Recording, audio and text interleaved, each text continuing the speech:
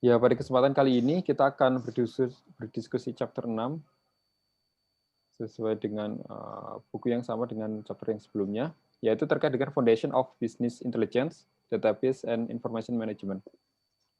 Menggunakan buku Manajemen Information System 2020 sama yang Nah, learning objektifnya kalau dari versi sebelumnya biasanya dengan poin-poin dan statement, di buku 2020 ini lebih banyak dengan pertanyaan. Jadi saya akan membawa 4 pertanyaan ini dalam memahami Business Intelligence Foundation-nya. Yang pertama adalah ini, the problem of managing data resource in a traditional file environment. Lalu yang kedua adalah what are measure capabilities of data management system di BMS. Lalu mengapa ini powerful. Yang ketiga, principal tools sama technologies for accessing information from database to improve business performance and decision making. Dan yang keempat adalah terkait dengan information policy, data administration, and data quality assurance. Ini saya lihat dari ini ya, kelas STI ini ya, manajemen teknologi informasi ya, Bapak Ibu sekalian. Campur-campur, Pak.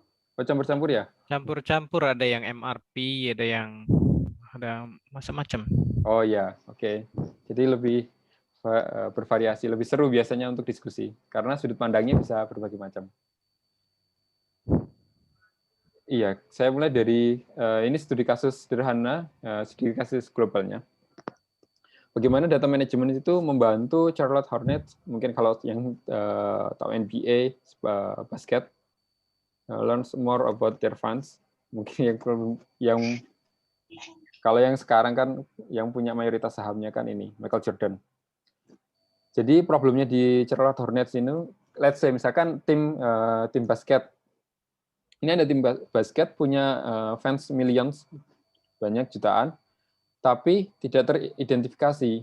Jadi bukan millions of unidentified fans, berarti kan ada yang lain, sebagian lain yang teridentifikasi. Kalau ini millions of fans dan tidak teridentifikasi. Jadi mostly semuanya atau semuanya tidak teridentifikasi.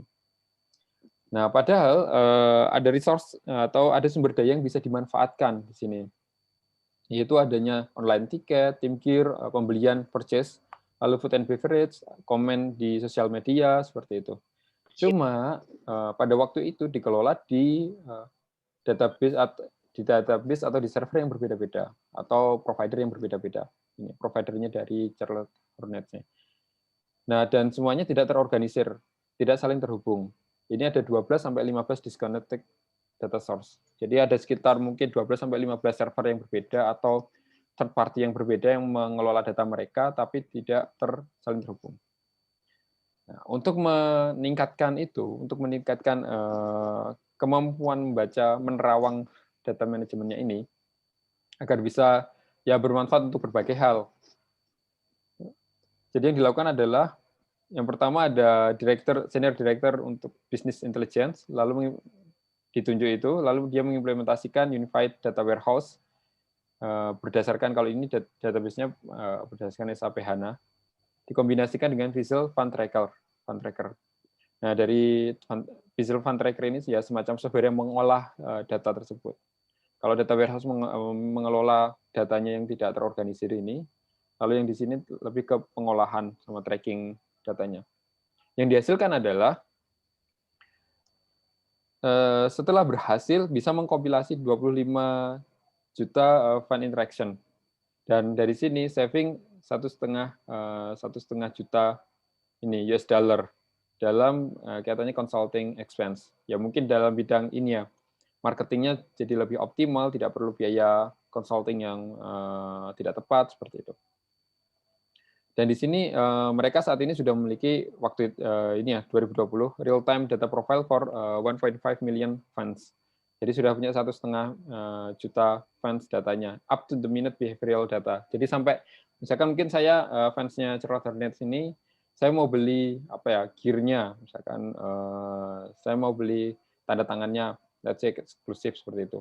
Nah, ketika saya purchase seperti itu, langsung datanya ke sana diupdate dan personalisasinya lebih jelas ke saya, data apa yang ditampilkan, lalu servis apa saja yang kira-kira bisa ditawarkan ke saya, seperti itu.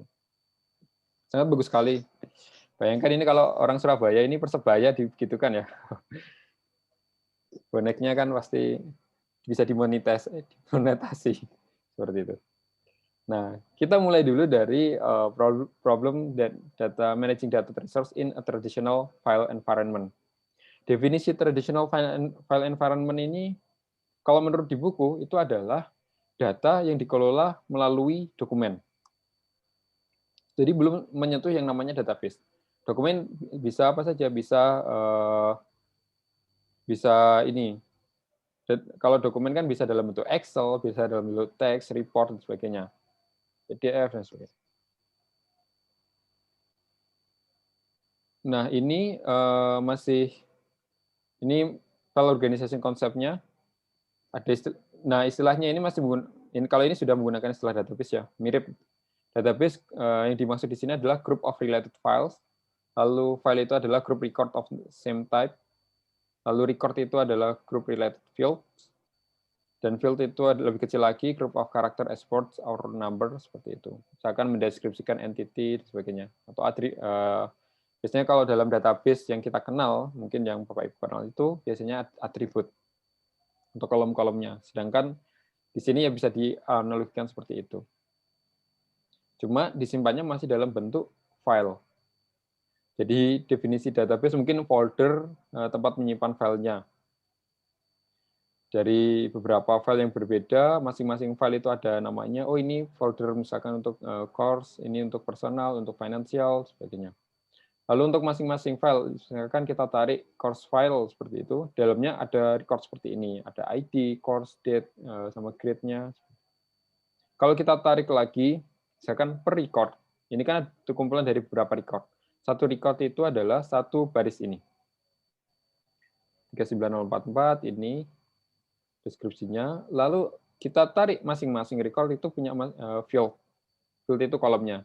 Jadi misalkan kolomnya ini adalah course field IS101. Ini. Kalau ditarik lagi ke layer yang bawah, layer data, itu ada ini, di byte. Jadi panjangnya 8 bit, seperti itu, 0100 sekian-sekian. Ini merepresentasikan apa? Merepresentasikan setiap 1 byte ini, 8 bit, ini merepresentasikan ini, satu karakter. IS spasi 101. Jadi kalau ini ada 1, 2, 3, 4, 5, 6, berarti 6 kali 8. Kalau ditarik lagi lebih kecil bahasa mesin, 0. Jadi data hierarkinya seperti ini kurang lebih. Konsepnya nanti kalau misalnya ke database yang kita bahas, bisa relatif mirip, tapi nanti akan ada penjelasannya. Cuma ini konsep data tradisional. Nah, problemnya apa dengan data organizing data in a traditional way? Yang pertama, data redundancy, presence of duplicate data. Jadi datanya ada, misalkan nama mahasiswa ada di file ini dan ada di file yang lain seperti itu. Lalu yang kedua, data inkonsistensi. Mungkin berada di satu file atau mungkin berada di file yang berbeda. Misalkan ada ID mahasiswa, ada nama mahasiswa, di file lain juga ada ID mahasiswa, nama mahasiswa. Ternyata ID sama namanya di file ini nggak match dengan yang ada di file yang di sana. Atau di file yang sama, misalkan mahasiswa ada usia, ada tanggal lahir. Ternyata mungkin tanggal lahirnya tahun 90, tapi usianya dia nulisnya 17 tahun seperti itu. Kan nggak match, data inkonsistensi. Lalu ada program data dependence. Maksudnya apa? Maksudnya data dan program itu saling tergantung. Kalau misalkan format, let's say, kita menggunakan, saat ini kita zip-nya, atau kita provinsi ada berapa sekarang? Ada 33 ya? Atau 30, maaf kalau saya salah. Nah, jumlah provinsi, let's say misalkan jumlah provinsi 33. Ternyata pemerintah melakukan pemekaran, nanti ada 5 provinsi baru seperti itu. Nah, kalau misalkan programnya dibuat statis, artinya di set manual 33, kalau ngubah data, berarti ngubah standar programnya juga. Nah, ini perlu biaya yang banyak. Kalau dalam hal ini adalah zip code, atau mungkin IP address, atau NRP. Kalau yang di ITS, saya lihat 10 tahun terakhir ini, perubahan NRP itu sangat signifikan sekali. Nah, dan itu normalnya masih program data dependensinya masih tinggi kalau dengan sistem yang lama. Saya kurang tahu di PTSI handle-nya seperti apa. Lalu lack of flexibility. Jadi kalau misalkan untuk memberikan laporan rutin mungkin sudah bisa, tetapi kalau misalkan saya minta laporan ini, kombinasi seperti itu. Kan atasan ingin minta seperti itu. Nah ini dengan file itu agak sulit. Kita harus harus mengumpulkan filenya, lalu harus istilah bahasa Jawanya itu metani satu-satu. Dan jadi tidak bisa in the time fashion atau tidak bisa ini dalam waktu yang ringkas cepat seperti itu. Dan kalau dengan file biasanya lebih poor security-nya, little control, kita tidak bisa mengetahui log siapa yang mengakses apa dan siapa yang mengubah apa seperti itu. Karena file system ya base-nya, bukan database. Lack of data sharing and availability. Nah, karena disimpan di beberapa file, akhirnya kalau mau sharing ke yang lain juga repot seperti itu. Bahkan ada Google Drive dan sebagainya. Ya kalau misalkan sharing dengan siapa, aksesnya apa, nah itu kan nanti pertanyaan lagi. Ini contohnya, misalkan Bapak Ibu, di perusahaan Bapak Ibu ada accounting, finance, ada human resource, sales marketing, manufacturing. Saya yakin ini perusahaan Bapak Ibu sudah ada pakai, maksudnya file processing seperti ini. At least sudah pakai RDBMS lah, Relational Database Management System. Kalau ini masih pakai file RDBMS dan terintegrasi harus sebaiknya. Nah ini paket file dan masih masing-masing. Sebenarnya kalau kita tarik dengan kondisi saat ini, mungkin saya kan sudah pakai DBMS seperti itu. Tapi bisa jadi ini ketika pertama kali yang dibutuhkan, misalkan develop program ini, lalu ada database attached, lalu di sini ada kontraktor yang berbeda atau konsultan yang berbeda, software developer yang berbeda mengembangkan aplikasi. Akhirnya karena dia bingung antara dia bingung atau tidak punya akses data ini, akhirnya dia buat DBMS baru dan datanya kan bisa jadi redundant. Terus ada lagi mungkin tender baru tahun depannya lagi seperti itu. Nah itu case seperti ini berlaku juga untuk DBMS. Jadi ada aplikasi satu, filesnya ada macam-macam, tabelnya ada macam-macam seperti itu. Nah ini biasanya kalau sudah terpisah seperti ini akan sangat sulit sekali untuk matching satu persatu. Tapi itu sangat diperlukan. Itulah kenapa traditional data management system itu sangat bermasalah sekali dan sangat tidak direkomendasikan, even untuk perusahaan kecil seperti itu. Nah, solusinya apa? Solusinya ya beralih ke DBMS. Nah, sebenarnya konteks DBMS yang dijelaskan di buku ini bukan hanya sekedar bukan konteks DBMS skop teknis. Mungkin karena saya skopnya informatikawan ya, jadi ininya ngomongnya lebih ke DBMS, ke teknis, terus ada tool lain itu bukan masuk DBMS. Tapi ini lebih ke semua data, basis data, pengelolaan basis data atau sistem pengelolaan basis data, dari sampai menyimpan data, mengelolanya, sampai menampilkan, menganalisis seperti itu. Jadi sampai analytic tools, sampai ini masuk kategori di DBMS dalam diskusi buku ini. Dan why is a relational database so powerful? Actually, saya pribadi ini saya copy paste langsung dari buku. Cuma saya pribadi saya tidak berani mengucapkan why is so powerful karena RDBMS hari ini kalah dengan yang dalam beberapa aspek kalah dengan yang lain. Tapi kita ikut flow dari yang buku. Ya, ini database serves main application of centralizing data and controlling redundant data. Jadi database basis data itu untuk pengelolaan data secara sentral dan redundant dan mengatur redundansi dan yang lain-lain termasuk flexibility dan sebagainya. DBMS interface between application and physical data files. Jadi sebenarnya kalau Bapak Ibu, let's say misalkan database kan DBMS ini macamnya ada banyak, ada Microsoft SQL Server, Oracle SQL, lalu ada MySQL, ini MySQL yang mungkin biasa sering untuk web aplikasi, terus ada Postgres, lalu yang lain sebagainya. Nah, aslinya mereka itu tetap menyimpan tabel-tabel atau kolom itu pada file. Karena ini kan mainnya pakai tabel dan relasinya seperti itu. Tetap menyimpan physical data files-nya. Cuma yang mereka atur ditampilkan dalam tools-nya itu biasanya sudah dalam bentuk tampilan tabel-tabel seperti itu. Interface between application and physical data files. Jadi interface atau ini ya yang menengahi antara aplikasi, kan web application dan sebagainya, aplikasi yang lain. Terus ada DBMS dan disimpan ke dalam physical data files. Separate logical and physical views of data.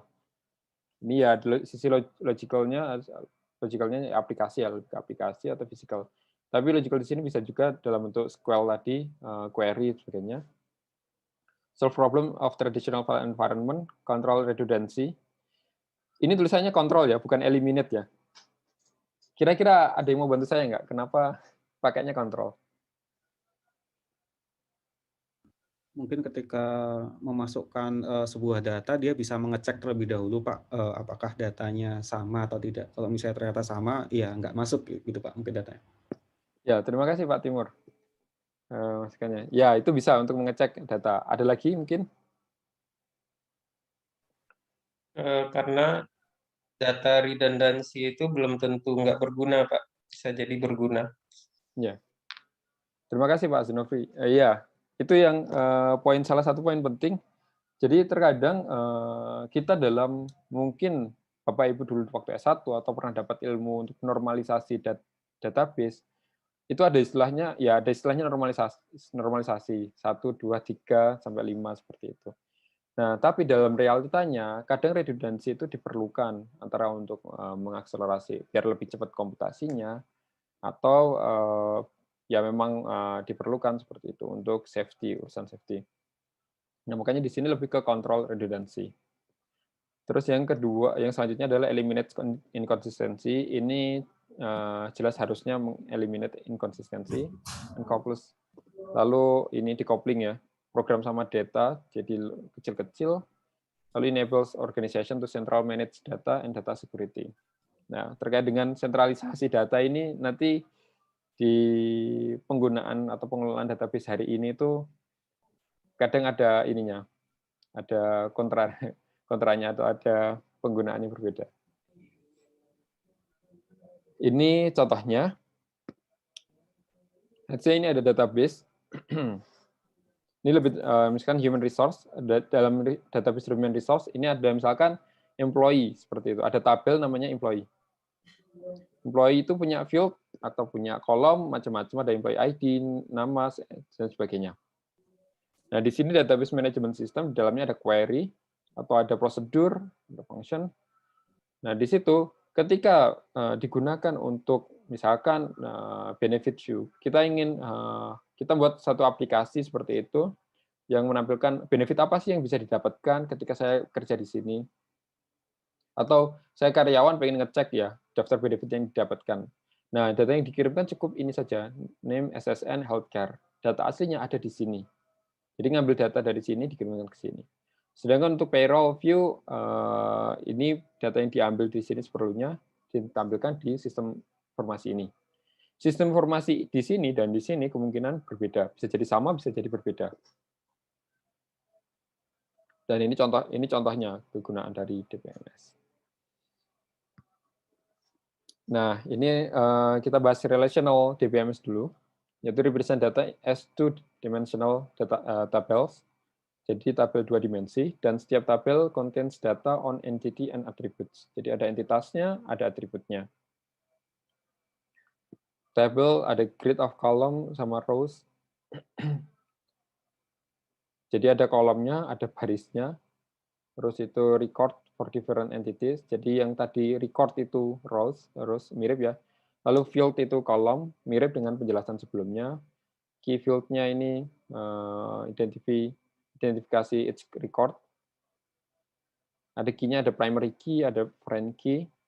Mungkin langsung kita lihat contoh di sini. Misalkan ada tabel namanya supplier. Entitasnya namanya supplier atau nama tabelnya supplier.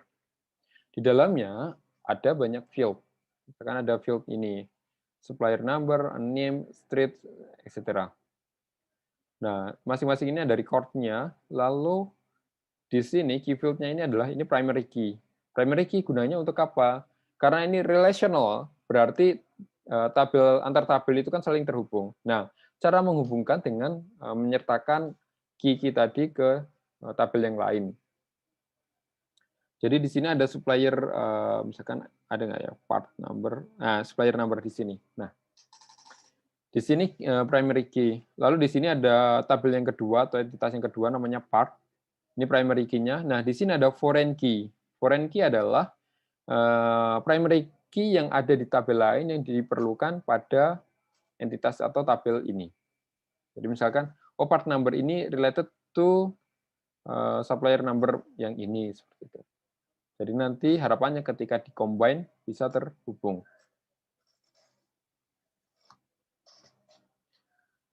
Three basic operation used to develop useful set of data. Kalau Bapak Ibu suka main, mungkin sudah pernah main query, ngoding query database, mungkin sudah familiar dengan select, join. Untuk project ini sepertinya yang Microsoft Access ya. Saya pribadi juga kayaknya saya nggak pernah pakai project ini. Cuma di contohnya ini, di bukunya Pearson ini ada yang menggunakan project untuk Microsoft Access. Select ini create subset of data, all records that meets the criteria. Jadi untuk create subsetnya, kita select beberapa field tertentu. Join itu untuk combine dengan tabel lain. Project itu untuk create subset of column table, creating tables with only the information specified. Contohnya ini. Nah, ini kita select misalkan 137 atau 150. Jadi kita ambil yang part number-nya 137 atau 150.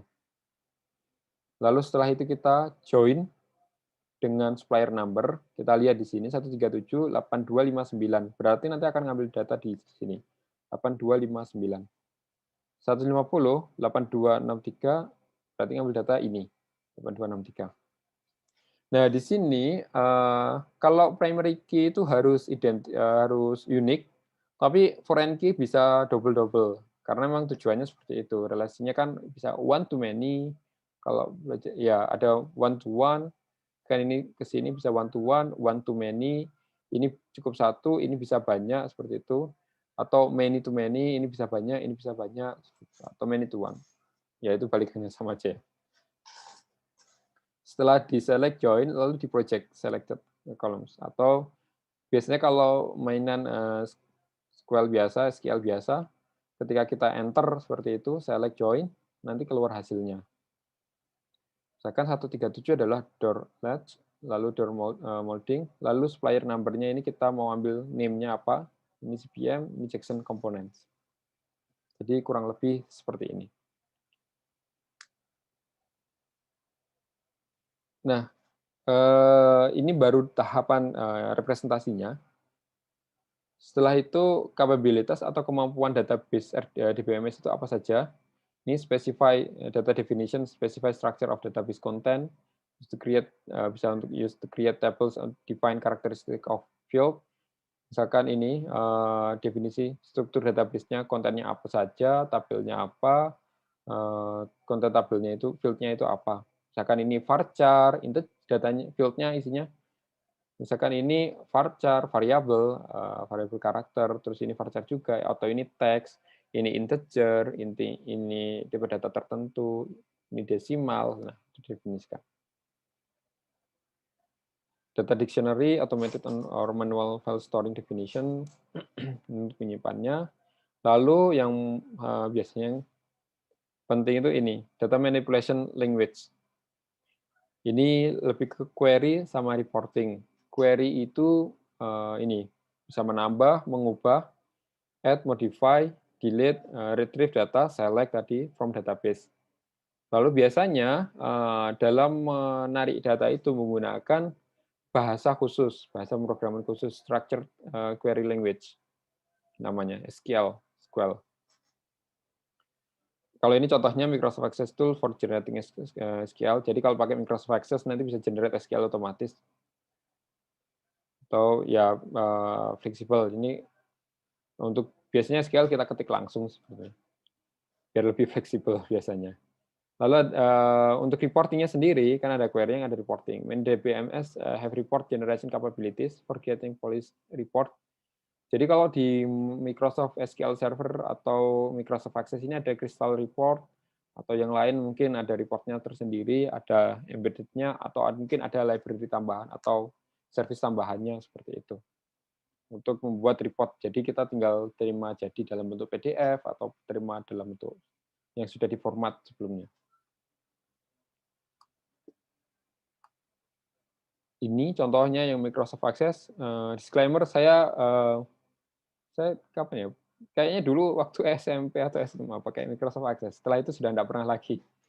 Biasanya MySQL atau Postgres seperti itu, atau NoSQL waktu kuliah, waktu mengerjakan disertasi. Setelah itu nggak mainan Access.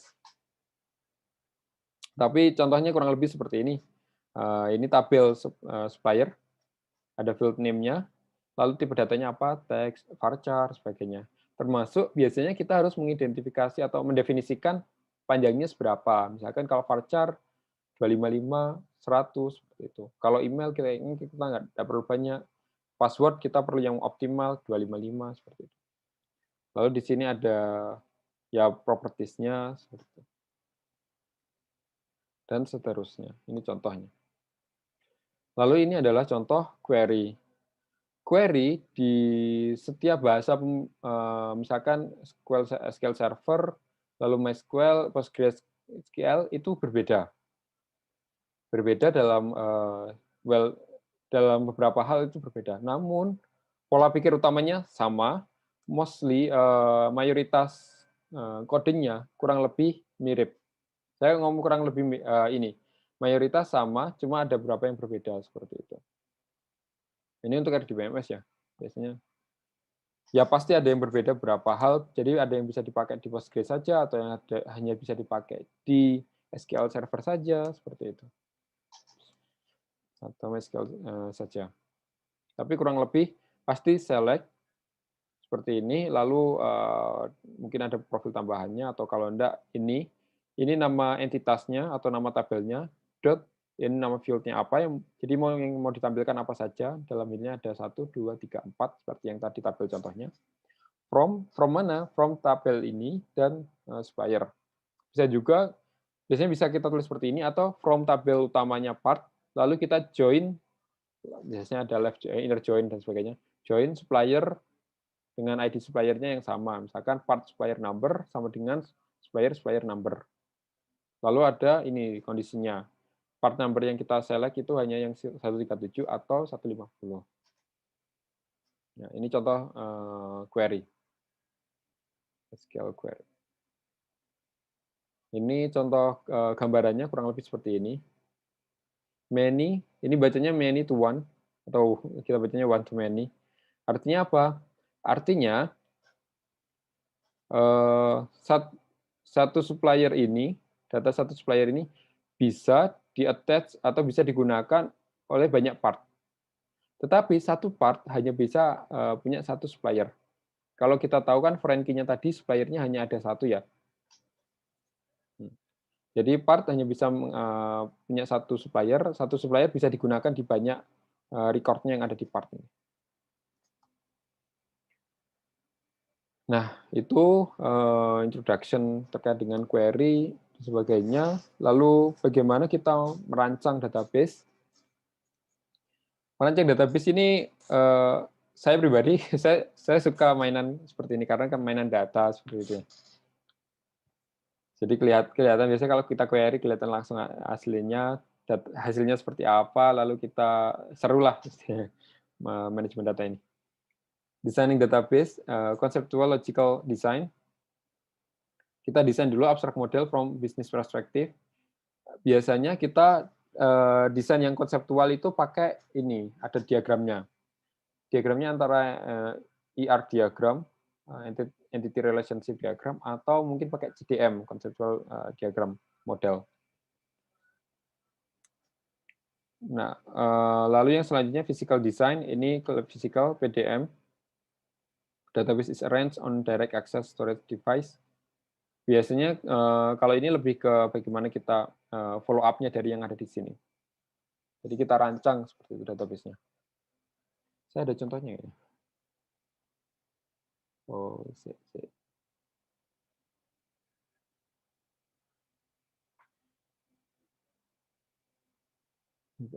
Nah, ini kita googling saja nanti. Setelah ini Bapak Ibu bisa googling misalkan CDM atau entity relationship diagram.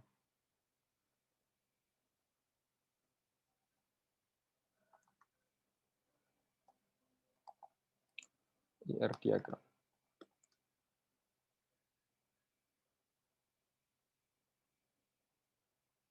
Ya, bisa jadi kurang lebih seperti ini. Nanti ini ada one to many atau many to many seperti itu. Setelah itu bisa juga CDM.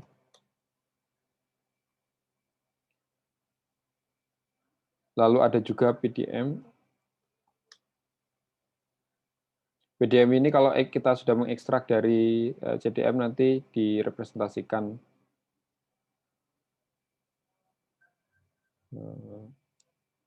database. Kayaknya ngarah ke definisi yang lain. Nah, kurang lebih seperti ini. Kalau toolsnya untuk generate sama ini CDM PDM itu ada berbagai macam sih biasanya. Toolsnya ada banyak IRD, IR diagram dan sebagainya. Pakai Star WML atau pakai yang berbayar mahal juga ada seperti itu. Tapi dalam konteks ini kita tidak perlu, santai saja. Sekedar tahu saja. Oke, setelah kita mendesain, desain proses identifies, kalau ini lebih ke model-model yang kita perlukan. Yang selanjutnya adalah ini prosesnya apa saja. Kita harus mendefinisikan relasi antar data atau antar tabel seperti itu. Termasuk mendefinisikan redundant database elemennya sebagaimana. Lalu most efficient way to group data elements to meet business requirement. Nah, ini kita harus mendesain the efficient way to group data elements agar apa? Agar begini. Kadang kita select-nya itu kejauhan atau terlalu dalam. Select dari tabel 1 join ke tabel 2, tabel 2 perlu join ke tabel 3, tabel 3 join ke tabel 4. Nah, itu tidak efisien sekali karena nanti komputasinya akan berat. Jadi loadingnya lama efeknya aplikasi yang dibangun. Biar lebih efisien bagaimana? Nah, nanti mungkin bisa di-bypass antara tabel yang digabung secara langsung atau ada keyword tambahan misalkan dari tabel 1 ke tabel 4 seperti itu. Jadi bisa di-combat langsung. Selanjutnya ya ini masih ini juga dalam tahapan yang sama atau prosesnya juga masih dalam proses, yaitu normalisasi. Jadi untuk minimalisir redundansi, terus and awkward many-to-many relationship seperti itu. Jadi meminimalisir many-to-many karena itu repot sekali kalau many-to-many. Contohnya ini, sebelum normalisasi ada banyak panjang seperti ini. Setelah itu bisa dipecah. Ada part, ada supplier, ada line item, ada order. Jadi dipecah macam-macam. Jadi kan ada order number, order date. Ini key-nya. Nanti bisa dipecah. Setelah ini nanti kita sambungkan seperti itu. Kira-kira ini ke sini tuh many-to-many atau one-to-many seperti itu. Nah, sebenarnya mekanisme seperti ini di RDBMS, ya ini normalisasi RDBMS. Cuma dalam kalau kaitannya dengan NoSQL atau nanti yang teknologi misalkan yang Google pakai seperti itu, kadang mereka kembali ke cara seperti ini untuk mempercepat komputasi. Ya, ini yang penting diperhatikan, masih lanjutan yang tadi, referential integrity rules, use RDMS, atau RDBMS, to ensure relationship between tables remain consistent. Jadi nanti biasanya ada beberapa tool yang untuk mengecekkan ini konsistensinya. Jadi misalkan dari sini many to many, tapi kok dari sini one to many, atau ini nanti ada yang tabrakan lah, atau secara logika tidak memungkinkan nanti ketika dijalankan. Terus entity relationship diagram used by the database designer to document the data model. Nah ini minimal ER diagram ini wajib ada. Kalau Bapak Ibu misalkan mau menawarkan tender untuk pembuatan aplikasi sebagainya, pastikan konsultannya itu menyertakan ER diagram. Selain dokumen-dokumen yang lain, biasanya ada di dalam dokumen SKPL. Ini entity relationship diagram. Jadi masing-masing tadi ini one, too many, ini one biasanya. Kalau zero biasanya bulat. Jadi minimal satu atau many. Terus ini satu atau many, ini one to many juga seperti itu. Cuma arahnya berbeda. Jadi cara bacanya kurang lebih, biasanya di ER diagram ada deskripsinya. Supplier provides part, atau kita nyebutnya bisa seperti ini, part is supplied by supplier. Lalu setelah itu part is ordered by line itemnya, atau line item contains part. Atau nah selanjutnya ini line items itu belongs to order. Jadi kalau kita beli banyak masuk ke keranjang itu kan masing-masing ada line itemnya dan sebagainya. Ini belongs to order, atau kita bisa nyebut order itu includes line item apa saja seperti itu. Jadi sebenarnya bisa dibuat soal cerita atau dideskripsikan untuk database ini. Itu untuk yang relational database management system. Kira-kira sampai sini ada yang mau didiskusikan, Bapak Ibu?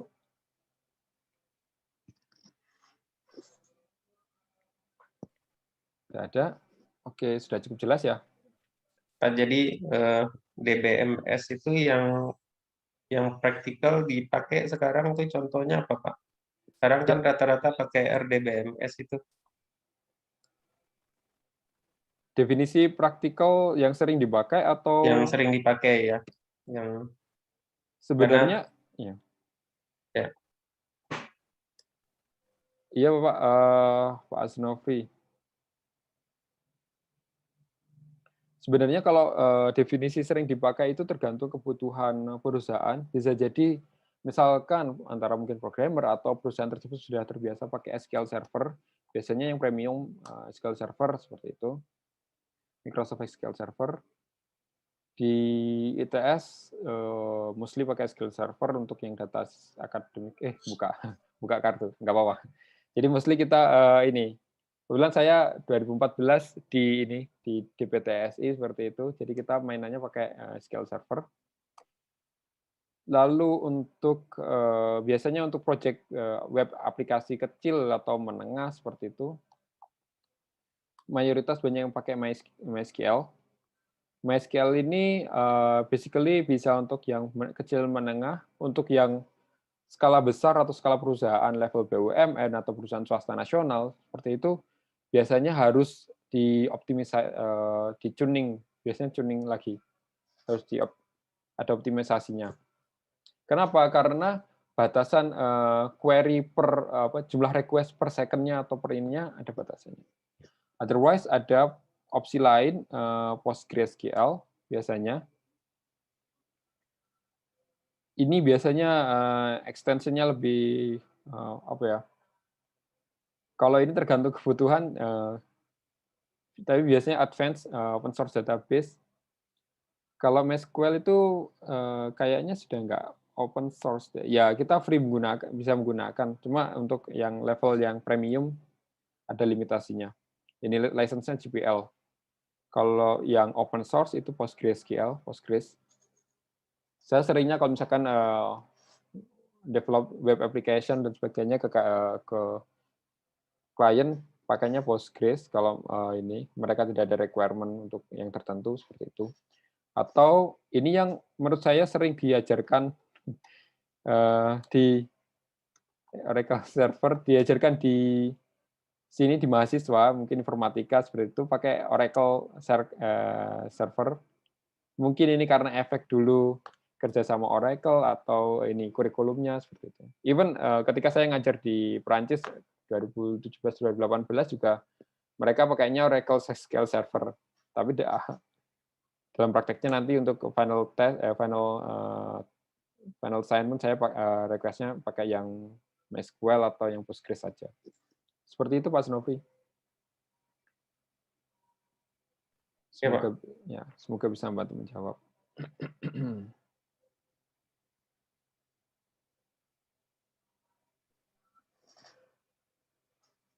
Ya, lalu kita, nah itu tadi yang relational.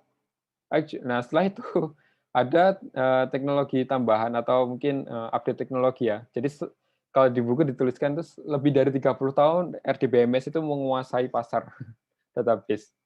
Nah setelah itu mulai mungkin 2010-an atau 2005-an ke atas, 2009-an ke atas seperti itu sampai hari ini, scale yang large, yang sangat besar sekali sudah nggak relevan lagi pakai RDBMS. Biasanya mostly mereka pakai yang non-relational database. Dan masing-masing perusahaan besar, misalkan Facebook, itu Facebook, Google, sebagainya punya ininya sendiri, teknologinya sendiri. Mereka develop teknologinya sendiri.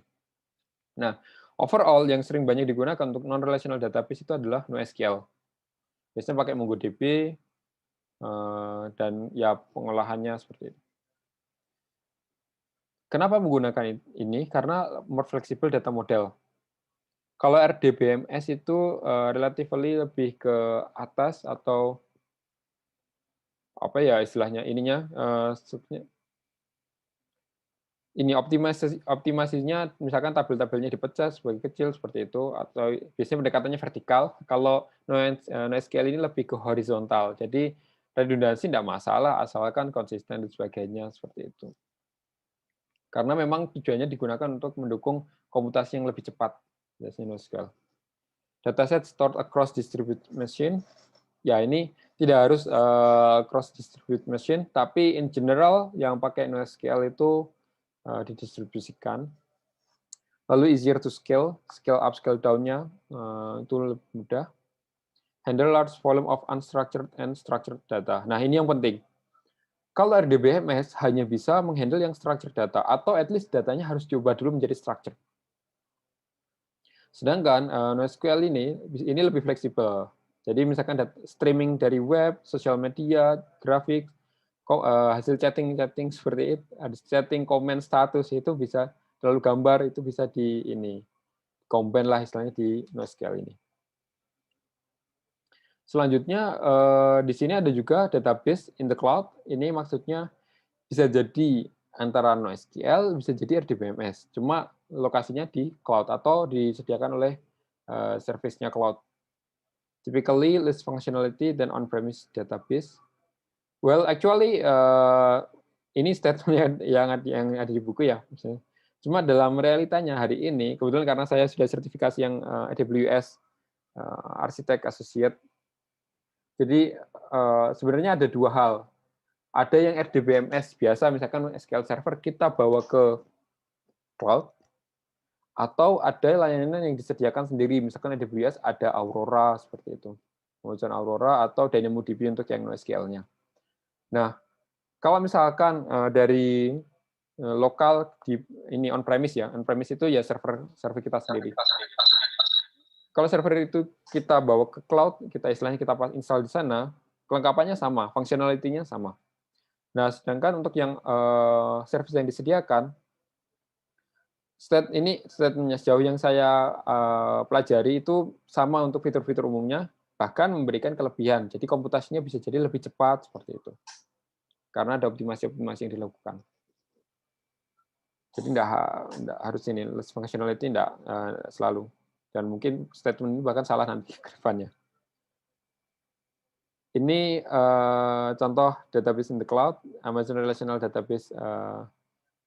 Ya ini ada Amazon RDS, Relational Database Service. Lalu ada Microsoft SQL Azure. Biasanya ada sering ada pelatihannya kalau di ITS ini karena kemitraan dengan Azure. Lalu bisa jadi ada private cloud seperti itu. Kita ya dengan cloud yang lain seperti itu, atau on-premise kita jadikan cloud untuk yang lain. Kalau RDS servisnya sama, jadi functionality-nya tidak ada yang berbeda dengan yang di lokal. Nah, ini mungkin sekedar menunjukkan perbedaan representasi Tadi kan kalau di RDBMS seperti ini ya, SQL database. Ada tabel, ada relasi, ada foreign key, seperti itu. Nah, kalau di NoSQL database itu, biasanya kalau MongoDB by default ini ada key value. Nah, itu kita bisa representasikan juga nanti dengan dokumen, dengan graph, ada kolom juga, representasinya berbagai macam. Jadi, misalnya query-nya atau pengolahan datanya bisa lebih dinamis dan fleksibel. Selanjutnya, masih teknologi database non-relational. Ada distributed database. Kalau ini ada service-nya Google Spanner itu. Sebenarnya ada service-nya Google sendiri, distributed database. Atau konteks yang ada di sini lebih ke database yang disimpan ke multiple physical location. Jadi lebih menyimpan ke beberapa lokasi berbeda. Seperti kalau misalkan menggunakan Hadoop, seperti Hadoop. Kalau Hadoop kan bukan hanya database-nya, tapi file-nya juga untuk big data. Nah, ini disimpan di physical location. Part or copies of the database are physically stored in one location, and other part copies are maintained in other location. Tujuannya ya untuk ini mendistribusikan seperti itu. Dan ya mendistribusikan biar lebih cepat juga komutasinya dengan yang lain. Atau ada alasan safety, resiliensi, seperti itu, ketahanan. Kalau misalkan gempa, nah itu kan harus diperhitungkan juga. Nah, selanjutnya ini yang rame. Blockchain. Ini mungkin Bapak Ibu ini sebagian ada yang main blockchain ya, ayo ngaku. Tapi lagi terjun bebas ya ini. Ada Pak. Berapa persen Pak hari ini rugi atau untung? Alhamdulillah Bitcoin lagi bagus Pak kemarin Pak. Oh, lagi bagus ya. Pak Agus main apa Pak? Oh, enggak, saya enggak Pak, saya hanya pengamat saja Pak. Oh, pengamat. Ya, siap. Kalau saya ya bukan pemain sih, Pak. Saya cuman ini aja, Pak. Iseng-iseng aja, Pak. Oh ya itu pemain Pak, main iseng. Ya, cuman kemarin tuh ada beberapa kan, Pak, yang katanya lagi bagus juga. Iya. Apalagi habis di-boosting Elon Musk gitu. Ya, saya kemarin cukup bahagia waktu kemarin naik jadi hampir 700 juta itu, Pak. Wah, mantap. Per Bitcoin. Ya, yang lain kalau minta traktir ke Pak Pratama ya. Siap, Pak. Saya senang malah. Ya, sip. Nah, ini teknologi yang digunakan seperti Bitcoin itu menggunakan blockchain. Jadi sebenarnya kalau kita berbicara blockchain, kemarin ada dari GDP Labs itu menawarkan riset terkait blockchain. Jadi sebenarnya bukan hanya untuk Bitcoin, tapi cuma mostly used in ini ya, Bitcoin. Dan ini konsepnya juga distributed database ya. Jadi konsepnya implementasi dari distributed database, enable firms organization to create and verify transaction on a network. Ya berbagai macam transaksi ya. Let's say misalkan EKTP dan sebagainya untuk biar lebih reliable dan kalau misalkan ada yang menduplikasi atau manipulasi itu bisa diverifikasi akhirnya di override dengan yang ada di chain-nya itu. Instantaneously without a central authority. Nah, ini kebalikannya RDBMS. Kalau tadi konteksnya menyelesaikan traditional problem tadi dengan centrally managed data, kalau ini desentralisasi. Cuma desentralisasi juga ini juga ada ya aturannya agar tetap ini ya konsisten. System store transaction as distributed ledger among a network of computers. Nah, network ini bisa level LAN 1, ya ini level internet 1 seperti itu. Sudah ramai kalau ya ternak Bitcoin, babi ngepet koin. Lalu the information held in the database is continually reconciled by the computer in the network. Jadi kalau misalkan ada transaksi atau information ini ada operasional transaksi, nanti rekonsiliasi atau mungkin disinkronkan lagi seperti itu dengan yang ada di network agar ya up to date dan verifikasinya. Jadi ini konsep yang desentralisasi. Kurang lebih cara kerjanya, misalkan kalau ada order submitted to user, misalkan saya punya Bitcoin, lalu Pratama tadi punya Bitcoin juga, terus misalkan Pak Pratama mau transfer ke saya seperti itu. Jadi order submitted di sini, verification. Setelah itu nanti transaction is broadcast to a P2P network of computer. User verification, ini user verification dulu, lalu transaction validation-nya, validated by others in the networks, lalu added to the chain. Nah, ini ditambahkan ke chain-nya agar bisa didistribusikan for this user. Lalu setelah itu ya dikonsiderasi yang sudah transaksi ini dijalankan, production warehouse logistic at additional block, mungkin blok yang dibuat dari sini tadi, pindahan, dan order is fulfilled. Jadi ya transaksinya di balik layarnya kurang lebih seperti itu flow-nya. Sehingga bisa terverifikasi ke semuanya. Dan kenapa ini bisa menjadi relatif aman seperti itu. Oke, itu teknologi database atau penyimpanan data. Gus, nanya Pak Gus, saya sebenarnya belum paham tuh. Yang apa, Pak? Itu dari apa sih? Chart ini yang tadi juga ini kan ada bisa ditransaksikan, ada nilai uangnya, bahkan yang saya sempat dengar itu ada bisa ditambang segala itu. Saya nggak tahu apa saya yang kurang paham. Saya terus terang nggak ngerti ini dari grafik ini kok bisa jadi ada nilai uangnya, terus bisa ada istilah penambang itu gimana itu pahamnya? Mungkin kalau bisa disederhanakan. Ya Pak, kayaknya lebih enak ya. Kebetulan pertanyaan Pak Ben ini sudah saya antisipasi dari blockchain sendiri how it works. Lalu setelah itu how to mine how Bitcoin, karena konteksnya tadi nambang dan mostly yang blockchain yang sering digunakan, konteks yang sering dibicarakan adalah Bitcoin currently. Setelah itu nanti termasuk mathematical problems yang di solve dengan adanya penambangan itu. Saya lihat waktunya, biasanya perkuliahan sampai 22 atau 21.45 ya, Bapak Ibu? Kemarin sempat sampai jam 1, Pak, kalau masalah waktu ya. Waduh. Oh, itu Pak Pratama aja, Pak Gus. Yang lain jam 10 sudah selesai. Wah. Ya, siapin kopinya. Tapi ya, kayak gitu. Mohon kebijakan Pak Agus, kalau boleh Pak, jam 10 aja, Pak. Iya.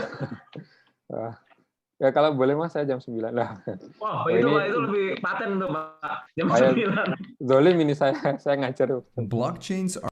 Ya, ini coba saya tadi saya coba carikan video yang relatively representatif daripada sekedar saya ngomong seperti itu. Are incredibly popular nowadays. But what is a blockchain? How do they work? What problems do they solve? And how can they be used? Like the name indicates, a blockchain is a chain of blocks that contains information. This technique was originally described in 1991 by a group of researchers and was originally intended to timestamp digital documents so that it's not possible to backdate them or to tamper with them, almost like a notary. However, it went by mostly unused until it was adapted by Satoshi Nakamoto in 2009 to create the digital cryptocurrency Bitcoin. Now, a blockchain is a distributed ledger that is completely open to anyone. They have an interesting property. Once some data has been recorded inside a blockchain, it becomes very difficult to change it. So how does that work? Nah, yang perlu dipahami adalah, ini konteksnya kita berbicara blockchain terlebih dahulu, bukan Bitcoin.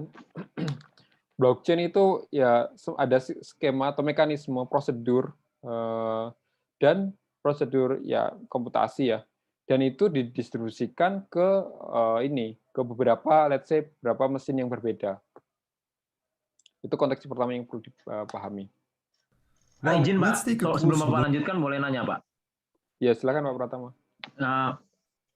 Seperti kita tahu kan Pak, saya pernah coba baca sedikit tentang blockchain ini. Jadi katanya blockchain ini tidak bisa dibobol Pak ya katanya. Nah, seperti kita tahu kalau WhatsApp kita ini kan walaupun tulisannya terenkripsi, tapi kita tahu bahwa ini sekali diretas Pak ya. Menurut Bapak nih, Bapak yang ahli di bidang IT, apa betul Pak blockchain itu tidak bisa diretas Pak? Katanya kan seperti itu Pak. Ya, terima kasih Pak Pratama. Jadi seperti yang disebutkan di sini ya tadi, difficult to change. Sebenarnya diretas teknik ya, dalam hal teknis itu lebih ke ini ya, diubah datanya atau change. Ini sulit kenapa? Karena biasanya setiap transaksi atau mekanisme itu akan diupdate berkala setiap kali ada transaksi. Nah, transaksi ini kan didistribusikan ke beberapa mesin yang berbeda. Ya. Kalau yang sebelumnya itu sentral, servernya tersentral, lalu kita retas, ketika kita masuk let's say Tokopedia beberapa waktu lalu kan ada pitching datanya ya, ada yang bocor. Nah, kalau kita berhasil masuk servernya Tokopedia, kita dapat datanya bisa diretas. Masalahnya ini kita masuk ke satu server let's say satu komputer ini. Datanya kan di sini dan di sini kan juga ada. Nah, nanti akan ada mekanisme verifikasi. Baru ketahuan, oh data ini salah, berarti data ini nanti akan di-override dengan yang ada di sini dan di sini. Itulah mungkin sulitnya dari situ. Oh, karena dia desentralisasi itu Pak ya, makanya Ya, begitu ada data yang misleading atau berbeda gitu dia nutupin gitu Pak? Iya, jadi ada mekanisme komunikasinya. Oh, oke, baik Pak.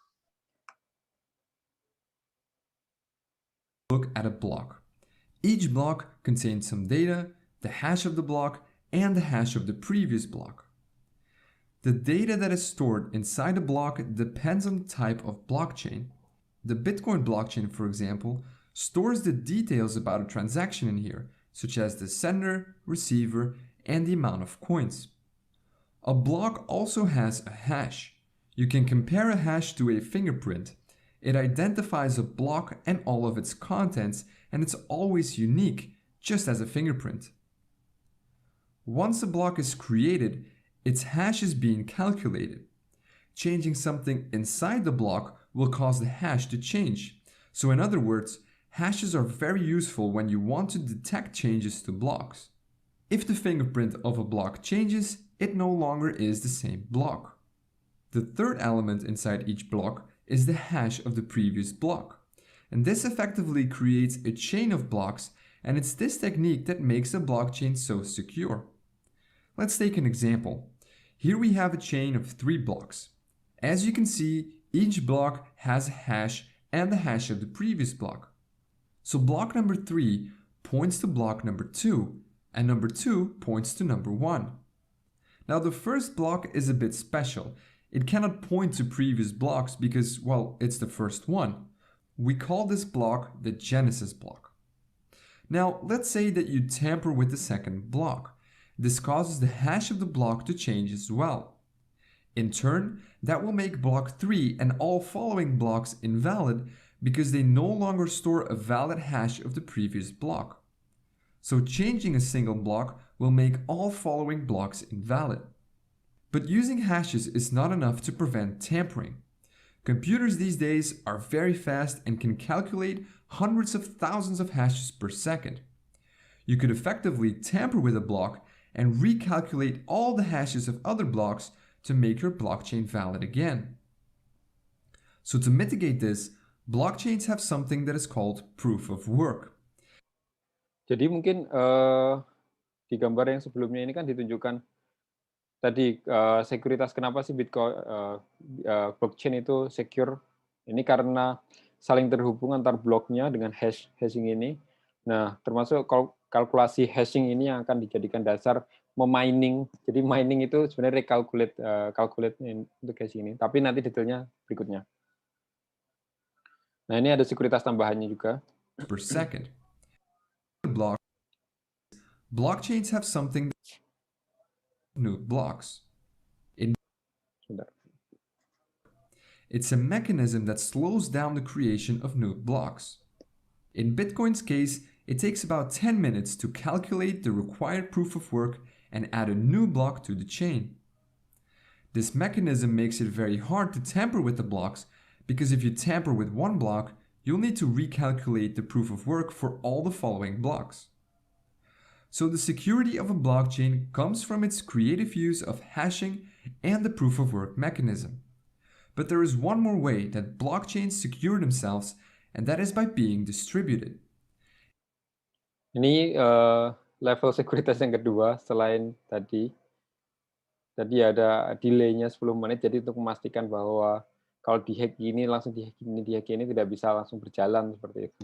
Instead of using a central entity to manage the chain, blockchains use a peer-to-peer network and everyone is allowed to join. Ini yang distributednya. When someone joins this network, he gets a full copy of the blockchain.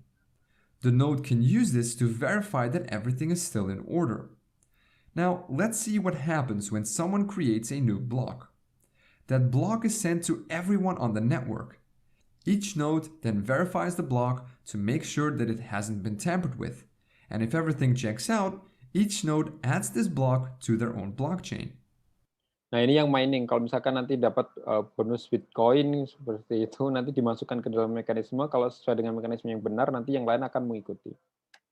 All the nodes in this network create consensus. They agree about what blocks are valid and which aren't. Blocks that are tampered with will be rejected by other nodes in the network. So, to successfully tamper with a blockchain, you'll need to tamper with all the blocks on the chain, redo the proof of work for each block, and take control of more than 50% of the peer-to-peer network. Only then will your tampered block become accepted by everyone else. So this is almost impossible to do. Blockchains are also constantly evolving.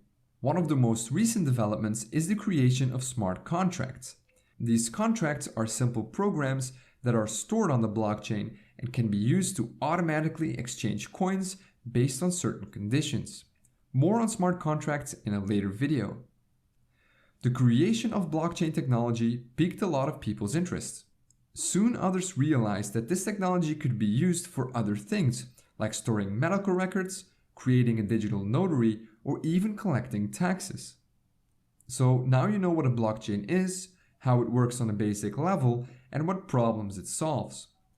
Want to learn how you can implement a simple blockchain in JavaScript? Then check out this video here. Ya, ini kan. Jadi kurang lebih blockchain itu seperti itu tadi ya Pak Ben. Jadi simpelnya blockchain itu ya ada chain itu rantai, blok itu ya blok itu kotak ini. Jadi ada rantai jejaring rantainya, jejaring bloknya. Nah terkait kenapa kok bisa dipakai untuk Bitcoin, lalu ini terkait dengan Bitcoin atau apa yang disimpan di dalam atau apa yang dilakukan di blockchain itu kan disimpan di dalam data tadi ya. Nah, disimpan di data. Kalau dalam hal ini misalkan case-nya Bitcoin, ada amount of money-nya dari siapa untuk siapa seperti itu. Jadi Carlo ini punya siapa data Bitcoin-nya. Kalau misalkan data kesehatan dari medical record dan sebagainya, ya nanti ini data record-nya siapa sebagainya. Jadi custom yang data di sini. Setelah itu nanti ada hashing-nya untuk verifikasi, dan seterusnya sampai ini ya. Nanti relasi antar hashing, jadi ada hash, previous hash-nya, seperti itu. Pak, izin bertanya, Pak.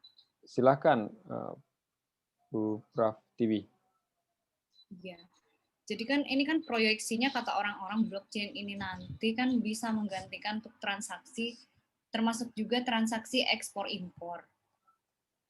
Nah, sebagai praktisi kan kita pembayaran ekspor-impor itu biasanya untuk yang kondisi aman sekarang kan LC, di mana LC itu kan pada saat barang setelah terima pada titik poin, itu kita ada bukti-bukti penyerahan tadi butuh dokumen apa-apa saja.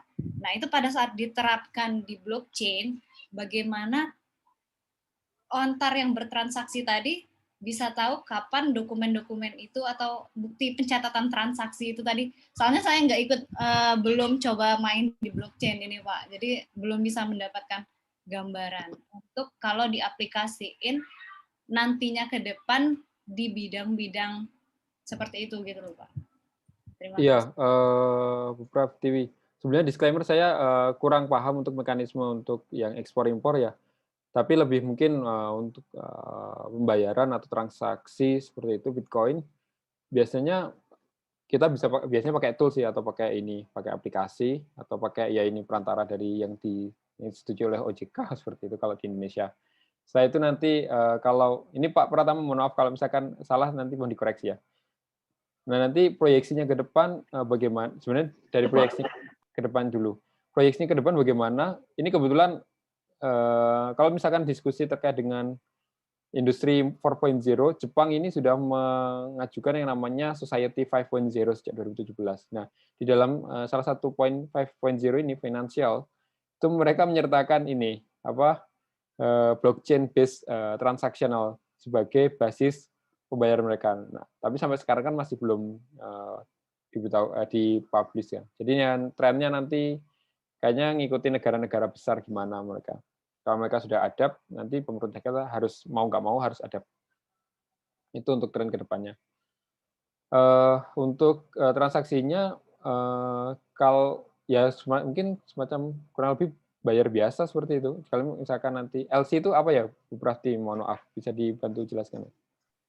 Letter of credit, Pak. Jadi perjanjian pada saat kontrak itu baru akan uang itu di-keep dulu sama bank perantara.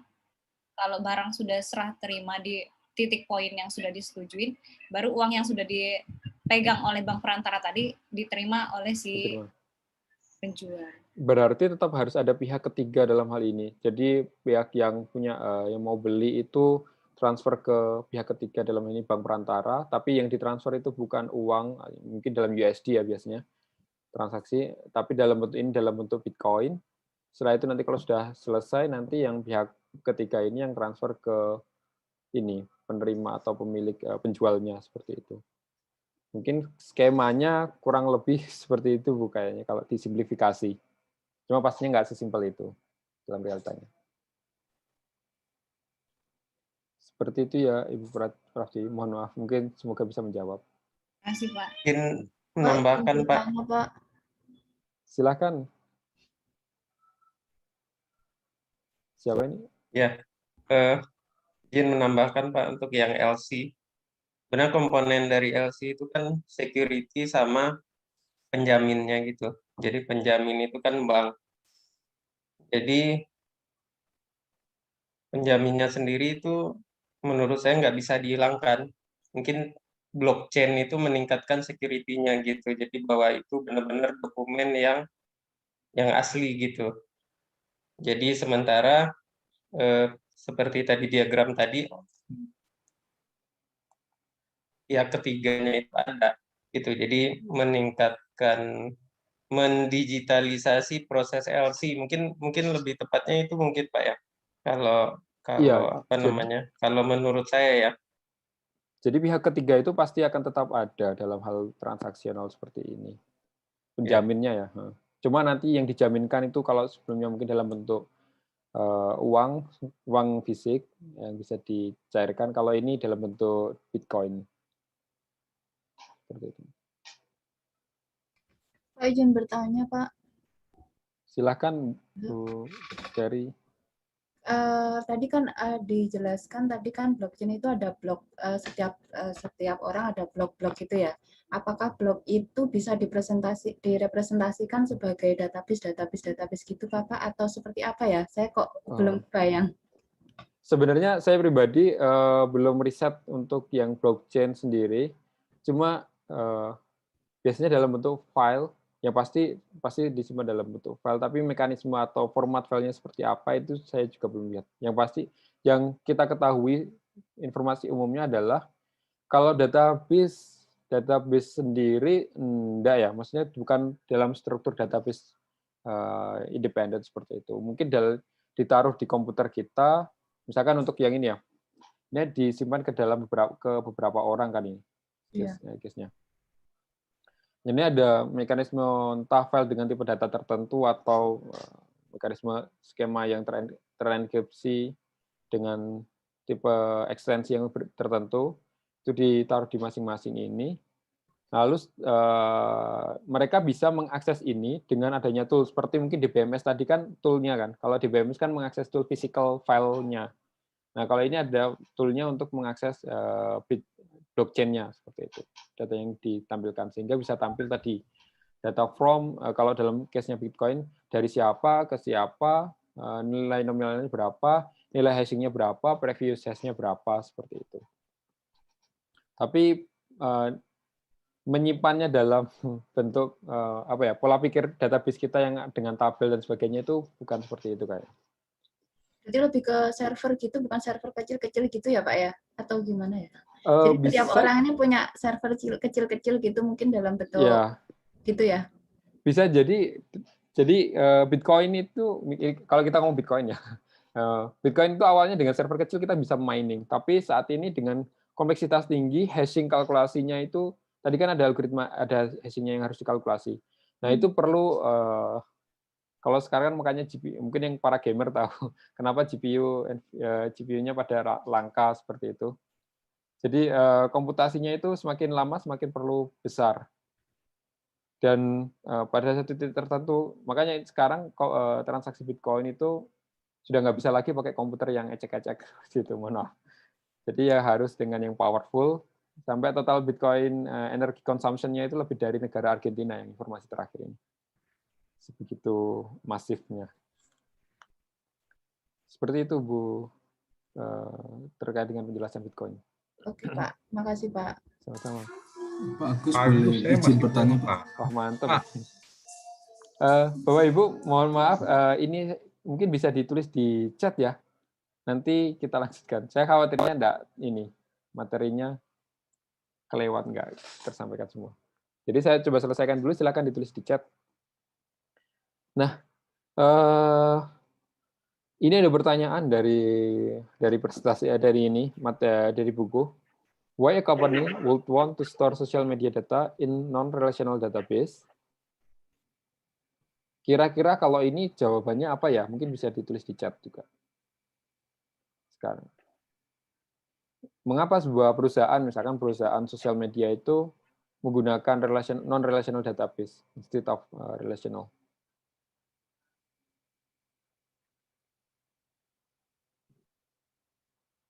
Mungkin jawaban singkat tidak apa-apa, yang singkat aja di chat.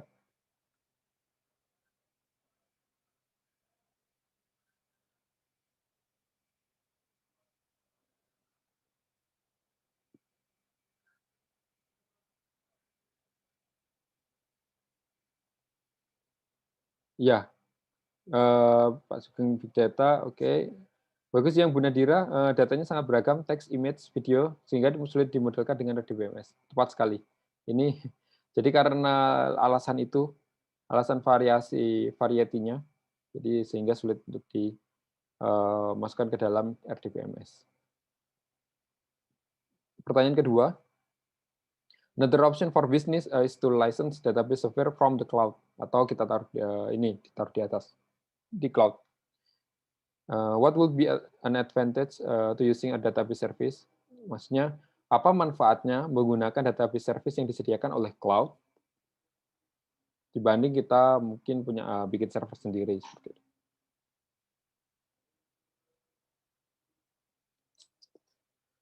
Speed of access, ya bisa jadi. Cost-nya mungkin bisa diperjelas Pak Sugeng, cost-nya maksudnya apa? Flexibility to access bisa jadi, tapi kalau misalkan pakai server sendiri kan kita bisa fleksibel juga akses dari mana. Nggak perlu invest and maintain server, yaitu alasan ini. Keamanan terjamin, ya biasanya mostly cloud, tapi ya mostly untuk cloud itu alasannya. Kita penyimpanan lebih besar, ya, software house lebih mudah mengontrol license, mencegah pembajakan software. Oke, bisa jadi itu kelebihannya. Risiko, ya tepat sekali, scalability. Yang terakhir, yang Pak Ferdian, risiko kehilangan data kecil. Jadi sebenarnya kalau di cloud, risiko kehilangan data itu relatively, ya tergantung ya servernya cloud-nya itu ada di mana, karena biasanya kalau kita tidak redundansi, milih opsi redundansi atau backup seperti itu ya, kalau misalkan ada disaster, tetap saja datanya dan ini kena ke data center-nya terbilang. Tapi masalah scalability-nya ini. Jadi satu you pay only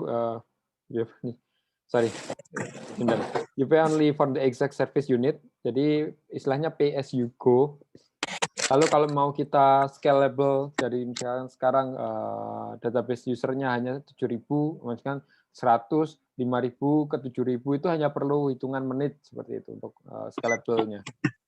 Atau kita setelah 7.000 ternyata balik lagi. Misalkan kalau di Amazon itu Black Friday ini konsumsinya atau load servernya itu sampai naik 76% dari konsumsi yang sehari-hari biasa. Bayangkan kalau itu kita pakai server sendiri. Kita harus beli server, terus 76% itu kan kalau misalkan nggak kita cover, kita kehilangan konsumen kan. Nah, tapi kalau misalkan kita menggunakan cloud, ya sudah pada tanggal Black Friday itu misalkan hari Jumat, 2 Jumat terakhir bulan November, itu kita menyewa atau secara otomatis kita set otomatis. Jadi nanti secara otomatis ketika ada transaction melonjak, sudah langsung cloud mengaktifkan seperti itu. Kalau misalkan transaksinya menurun, ya sudah cloud disaktivasi dan kita tidak perlu bayar. Jadi pay as you go. Jadi lebih fleksibel untuk scalability-nya. Ya, itu terkait teknologi DBMS, baik yang relasional atau non-relational database.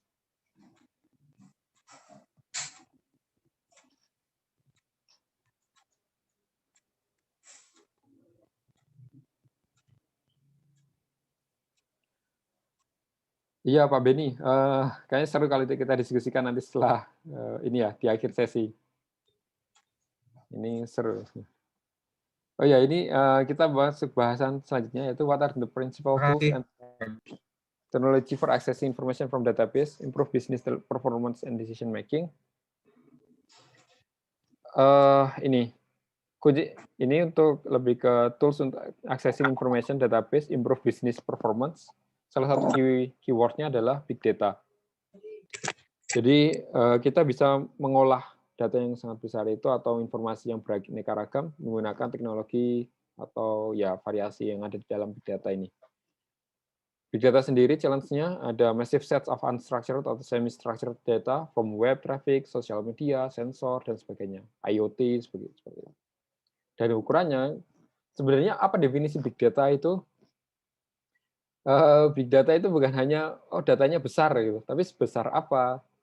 Mungkin kalau 20 tahun lalu kita ngomongnya gigabyte, tapi sekarang gigabyte kan sudah bisa diolah dengan komputer sendiri. Nah, jadi kalau definisi yang saya pelajari itu di beberapa ahli menyebutkan big data itu adalah seberapa besar datanya itu adalah data yang tidak bisa diolah dengan komputer personal komputer. Even misalkan kita sudah tingkatkan ya, misalkan komputer gamer ya biasanya gini. Nah, itu tidak bisa diolah dengan satu komputer saja dan perlu mekanisme mungkin antara sharing atau mungkin ya distributed tadi komputer. Kalau di sini ukurannya petabyte, exabyte, termasuk Zoom ini. Zoom ini setahu saya dari laporannya Pak Bagus dari yang Dirpendik, Direktur Pendidikan Akademik, bukan Zoom, Classroom ITS itu dalam satu semester itu bisa waktu awal itu bisa sampai berapa peta, berapa belas atau berapa puluh ini, antara peta atau exa seperti itu nyentuhnya di situ. Jadi karena saking banyaknya konten-konten yang dimasukkan, termasuk video sebagainya. Volumes to create for typical DBMS. Nah ini sangat nggak cover sekali kalau misalkan pakai DBMS yang standar. Dan can review more patterns and anomalies dengan adanya big data ini. Dan kalau kita bicara big data, pasti ada kaitannya dengan 4V atau 5V seperti itu, yaitu volume. Jadi big data ini definisinya lebih ke volume, variety, veracity, velocity, and value. Jadi volume ini volumenya tadi, size-nya, petabyte, exabyte. Variety-nya itu varietas data yang masuk, streaming dari gambar, teks, sebagainya. Veracity ini kevalitan data, konsistensi datanya. Reliability data. Lalu velocity ini kecepatan datanya, jadi streaming per second, seperti itu. Dan yang terakhir biasanya ada tambahan ini, value. Ini tambahan nilainya, apakah data itu punya nilai atau bernilai tertentu. Nah, selanjutnya adalah terkait dengan business intelligence infrastructure. Jadi ini lebih ke infrastruktur atau tools yang digunakan untuk mendevelop business intelligence-nya. If you want concise, reliable information about current operation, trends, and change across the entire company, actually, well, ini business intelligence itu definisinya ya ini ya data yang bisa diolah dalam keperluannya bisnis diolah dengan cerdas ya cerdas untuk mengetahui antara proses bisnis atau keperluan bisnis apa. Nah, definisi bisnis itu kan tidak harus selalu profit terkait dengan keuangan. Bisnis bisa jadi mungkin proses bisnis rumah sakit, proses bisnis yang lain seperti itu. Well, mostly digunakan dalam business intelligence ini untuk yang ini ya, pengolahan data yang bisa membawa profit. Lalu selanjutnya deskripsinya, the contemporary infrastructure for business intelligence has an array of tools for obtaining useful information from all different types of data used by business today, yang digunakan bisnis. Nah, ini mostly ini konteksnya banyak digunakan untuk bisnis dalam mengolah data menjadi business intelligence yang bagus. Ini kita ada banyak tool, baik yang data yang semi structured atau unstructured data, vast quantities. Nah, tool yang digunakan dari data warehouse, ada data mart, ada Hadoop, ini in-memory computing sama analytical platform. Pak, izin Pak. Silahkan. Hadoop itu apa ya? Hadoop, nanti saya jelaskan Pak, Baik. ada penjelasannya. Mas analytical nanti ada visualisasinya juga. Nah, ini dijelaskan masing-masing poin ini, 1, 2, 3, 4, 5. Nah, ini business intelligence infrastructure, kita mulai dari data warehouse. Sebenarnya data warehouse contemporary ini penjelasannya. For multiple source, easy to use query. Jadi kita punya data berbagai macam, kita olah, masukkan ke dalam data warehouse yang unified tadi. Lalu di data warehouse teknologinya mungkin pakai Hadoop cluster. Jadi Hadoop di sini adalah teknologi ini. Secara simpelnya, teknologi distribusi komputer. Nah, teknologi distribusi komputer seperti apa? Ya, ada klasternya, lalu digunakan, biasanya mostly digunakan untuk big data case. Kasus-kasus big data. Sekarang kita punya operational data, historical data, machine data, web data, audio-video data, external data, semuanya disimpan di sini Hadoop cluster. Setelah itu, misalkan yang operational data, kita bisa, ada istilahnya ETL, extract, transform, load datanya, diolah di data warehouse. Di dalam sini mungkin ada database management, ada data mining, seperti itu. Lalu ini data yang disimpan tadi diolah di sini juga. Nah, dari sini ada subnya. Misalkan data mart ini adalah data warehouse yang scale-nya lebih kecil, digunakan untuk kebutuhan bisnis tertentu biasanya. Ini untuk misalkan untuk casual user, query, report, dashboard, gitu. Bisa akses lewat data mart atau lewat data warehouse langsung. Dan untuk power user, misalkan untuk atasan, manajer, mereka yang punya direktur, ini tertentu, jabatan tertentu, bisa untuk query, report, OLAP, data mining, jadi bisa mengakses raw datanya langsung atau hasil olahannya yang ada di data warehouse, terus analytic platformnya bisa melihat seperti itu. Nah, ini definisinya atau kegunaan ininya, karakteristik data warehouse, data mart. Wah, ini ngomong Docker, seru ini. Ya, Docker beda. Jadi kita data warehouse dulu, terus sekarang and historical data from many core operational transaction system, lalu consolidate and standardize information for use across enterprise. Data cannot be altered. Tapi case-nya ini provide analysis and reporting tools. Nah, bedanya data warehouse dengan karena ini konteksnya diskusi pada konteks ini dengan Docker. Docker itu lebih ke environment ini container. Jadi gampangannya begini. Saya ada klien, mereka minta dibuatkan aplikasi web seperti itu. Lalu misalkan saya perlu PostgreSQL, terus di satu sisi saya juga perlu NoSQL teknologinya. Lalu saya web servernya pakai Apache. Terus setelah itu saya ngolahnya pakai PHP, tapi nanti perlu install Python juga untuk komputasinya. Nah, kebutuhan teknologi yang banyak seperti itu kan ini ya, apa? Kalau gampangnya kalau kita biasanya kan kalau kita perlu suatu bahasa, misalkan kita Python, kita perlu install sesuatu kan, PIP, terus kita install yang lain, library yang lain. Terus tadi kalau misalkan pakai NoSQL kan perlu instalasi yang lain. Nah, bundling environment-nya itu bisa dibundling dalam kontainer. Nah, kontainernya itu bisa dikelola oleh Docker. Docker itu containerisasi environment seperti itu. Jadi tujuannya apa? Ketika nanti kita migrasi ke server lain atau misalkan ke cloud, kita tinggal pindah Docker-nya saja. Jadi di sana sudah kita nggak perlu instalasi lagi yang namanya tadi NoSQL, terus ini apa? Python, terus kebutuhan apa lagi yang lain seperti itu. Jadi ya kita tinggal install Docker-nya, pasang, sudah jalan. Jadi lebih ke environment-nya, jadi layer di atas sistem operasi. Sedangkan data warehouse ini lebih ke datanya. Jadi pengelolaan datanya. Ya datanya berisi berbagai macam data. Cuma di sini lebih fokus ke datanya. Jadi bukan ke environment-nya. Seperti itu pasti bedanya. Lalu data mart subset of data warehouse, jadi lebih kecil daripada data warehouse, summarized in or focus portion of data for use by specific population of users, and typically focus on single subject or line of business. Jadi typically-nya fokus single subject atau satu lini bisnis tertentu.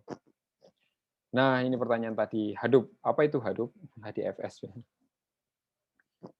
Hadoop tadi distributed computing atau ini enables distributed parallel processing. Jadi lebih ke distributed parallel processing yang mostly atau commonly digunakan of big data across inexpensive computers.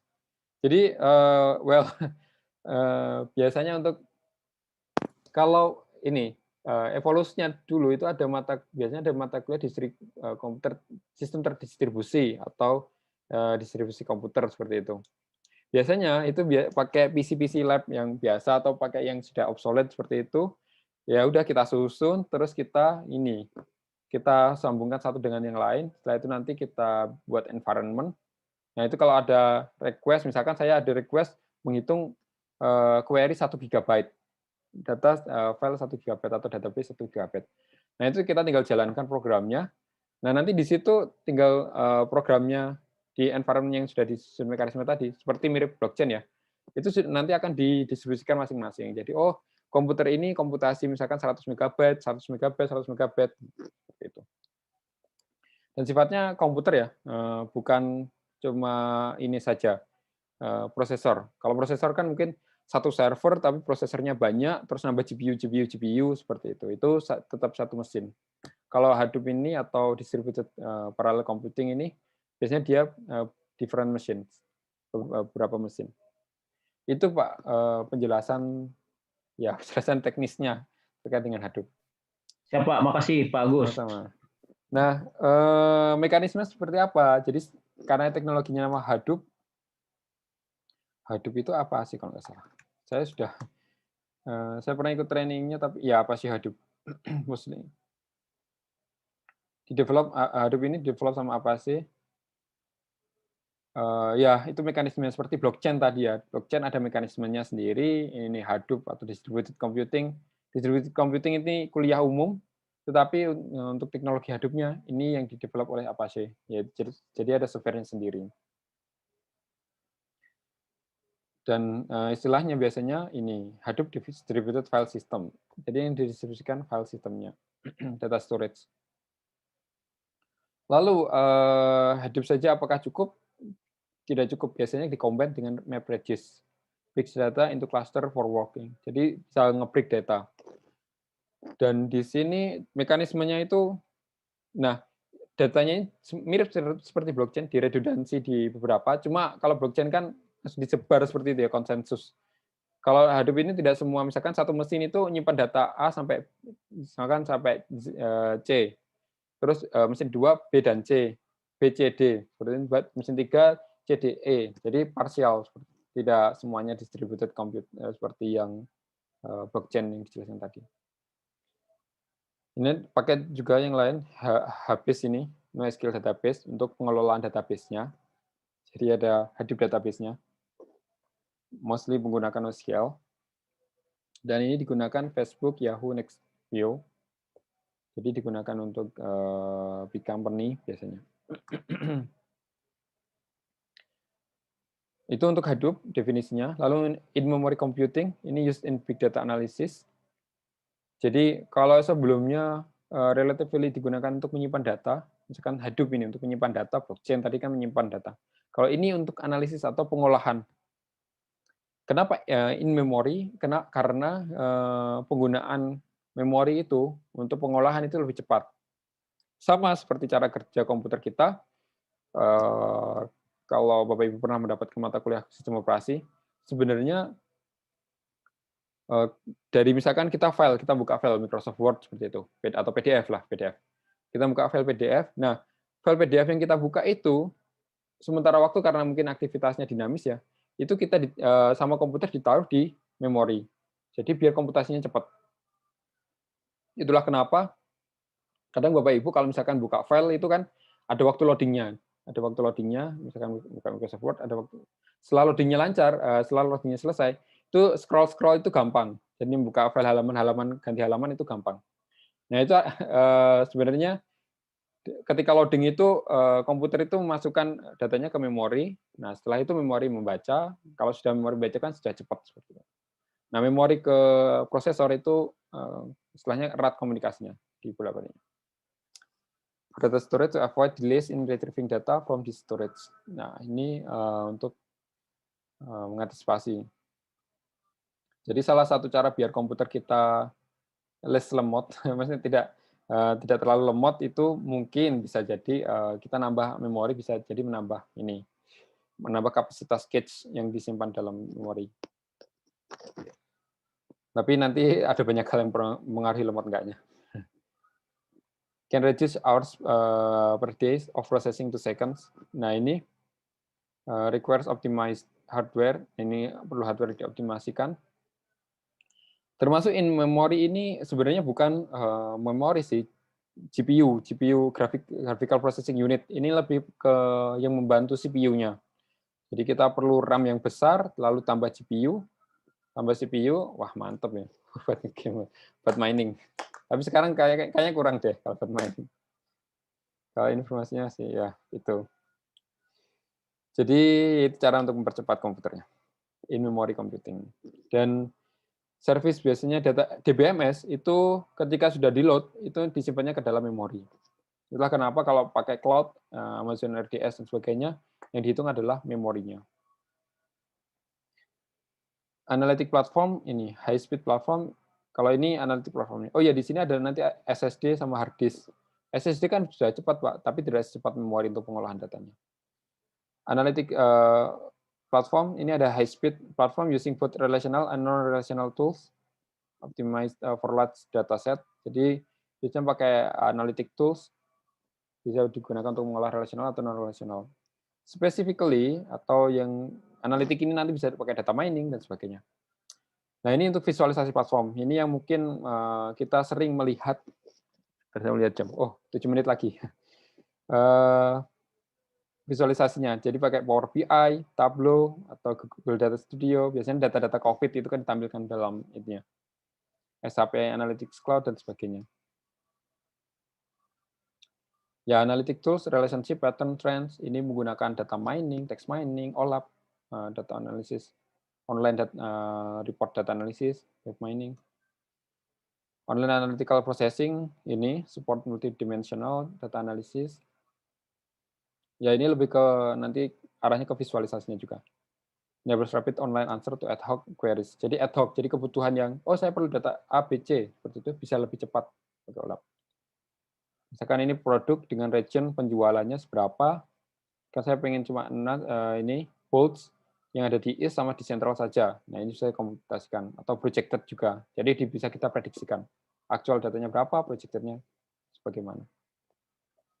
Ini bisa 3 dimensi dengan projected atau multidimensional, artinya lebih dari 3 dimensi juga. Kita combine dengan data yang lain. Data mining ini finding hidden patterns relational datasets. Ini riset disertasi saya. Ya klasternya di sini, di kelas ada macam-macam tipenya. Inverse rule to predict ya memprediksi ke depannya seperti apa, kan customer buying patterns atau COVID patterns-nya seperti apa. Tekniknya ada association, sequence, classification, clustering, forecasting, seperti itu. Clustering, classification dalamnya juga ada regression juga seperti itu. Ini ada regression sebagainya. Nah ini yang perlu dipahami kalau Bapak Ibu bermain di data mining harus mengikuti ini mekanisme ini, CRISP-DM namanya. Mohon maaf saya lupa singkatannya. CRISP-DM. Cross Industry Standard Process for Data Mining. Jadi, mostly platform-platform online atau platform enterprise, mereka menggunakan ini. Jadi kita harus memahami bisnisnya dulu. Mengapa kita perlu data mining? Lalu data apa yang kita punyai? Setelah itu preparation datanya, misalkan cleaning dan sebagainya, lalu kita modeling diprediksi. Setelah itu kita evaluasi akurasinya berapa persen seperti itu. Kalau misalkan akurasi rendah, kita lihat lagi kira-kira apa ada yang kurang. Lalu dari sini datanya kira-kira perlu apa lagi sih seperti itu. Lalu muter lagi sampai situ, kalau sudah selesai nanti deploy, kita pasang. Nah, ini flow-nya. Text mining konteksnya mirip, cuma kalau data mining kan global, ada angka dan sebagainya. Text mining specifically untuk teks dan untuk memahami bahasa biasanya. Stored email, sebagainya, sosial media, dan memahami sentimen analisis. Web mining sebagian ada yang dari teks, tapi sebagian enggak harus dari teks juga, cuma datanya dari web, informasi discovery, analisis dari web. Biasanya pakai API, application programming interface, konten ada structure-nya, ada usage-nya, atau pakai ontologi, sebagainya. Nah, ini contohnya yang web text mining, seperti itu. Kalau tahu yang drone emprit, biasanya bukan pakai yang grafik yang hitam, terus ada hijau-hijau itu ya. Saya followernya, Pak. Oh ya, iya, masih Ismail Fahmi. Nah, jadi ini analisisnya, ini komparasi. Mohon maaf nanti kalau ini bukan bermaksud tendensi, hanya sekedar memberikan contoh. Jadi kalau di MIT diskusi alumni-alumninya itu mayoritas apa bahasanya, misalkan ini bahasanya terkait AI, machine learning, COVID, lalu robotics, artificial intelligence. Tapi kalau di salah satu universitas di Indonesia, misalkan ini lebih ke UI bergerak, lebih ke soft skill atau lebih ke ini ya, hal-hal yang tidak terkait dengan knowledge di beberapa hal. Misalkan ini ILC hoax, apa kaitannya 01 Indonesia Maju, maksudnya ya mungkin itu tendensi ke topik tertentu yang bukan kaitannya dengan knowledge. Bisa jadi sih ini politik bahasanya. Ya. Nah, ini kita lewat dulu big data, big rewards. Maksudnya kalau kita mengolah, kita benar ngolahnya, kita dapat benefitnya. Seperti contohnya tadi yang Charlotte Hornet tadi. Ini database and web, penggunaannya. Ini pengimplementasiannya. Kita teknologinya biasanya pakai web server, lalu ada application server, ada database server, ada hostingnya. Penggunaan untuk web lebih mudah digunakan untuk browser software, jadi mudah digunakan. Interface require few or no change to database, jadi pengolahannya lebih ya mostly pakai web biasanya pakai web itu relatif lebih efisien, lebih ini fleksibel, sama inexpensive. Kalau strukturnya seperti ini lebih tepatnya ini bukan linking internal database to the web, tetapi ketika kita mengakses sebuah website yang misalkan sistem informasi akademik ITS, itu misalkan Bapak Ibu sekalian berada di sini, lalu kita pakai jaringan internet, nah nanti dari web server akan manggil application server nanti akan connect ke database server dan akan mengambil data di database. Setelah itu ditampilkan datanya. Dan ini yang terakhir, why are information policy, data administration, and data quality assurance. Mohon maaf ini kayaknya semoga enggak sih, cuma sedikit. Karena saya menyusun ini estimasinya sampai 2215. Forms rule, jadi ini lebih ke information policy terkait dengan data administrasi, quality assurance dan sebagainya. Forms rule, procedure, rules for sharing, managing standardisasi data. Nah ini ketika kita ngomong database, pengelolaan, aksesnya, dan sekuritas sebagainya, kita harus mendefinisikan.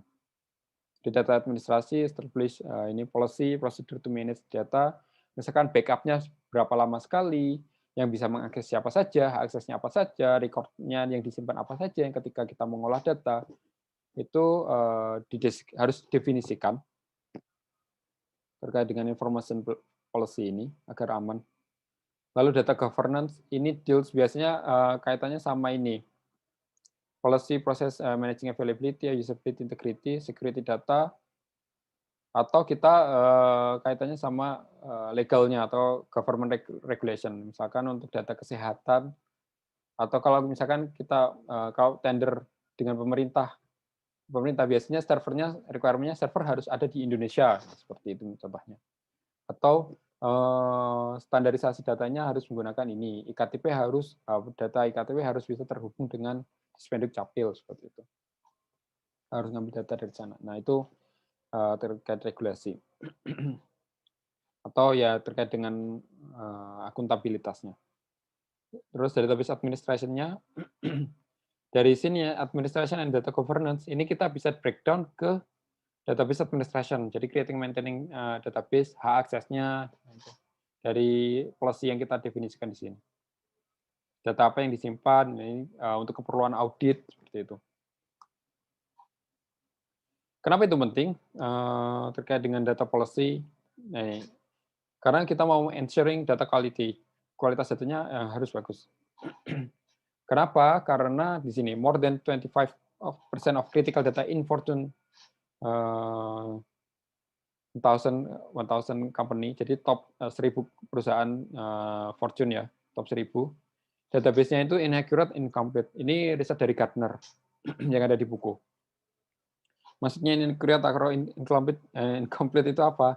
Ada redundant data, inconsistent, atau faulty input, seperti itu.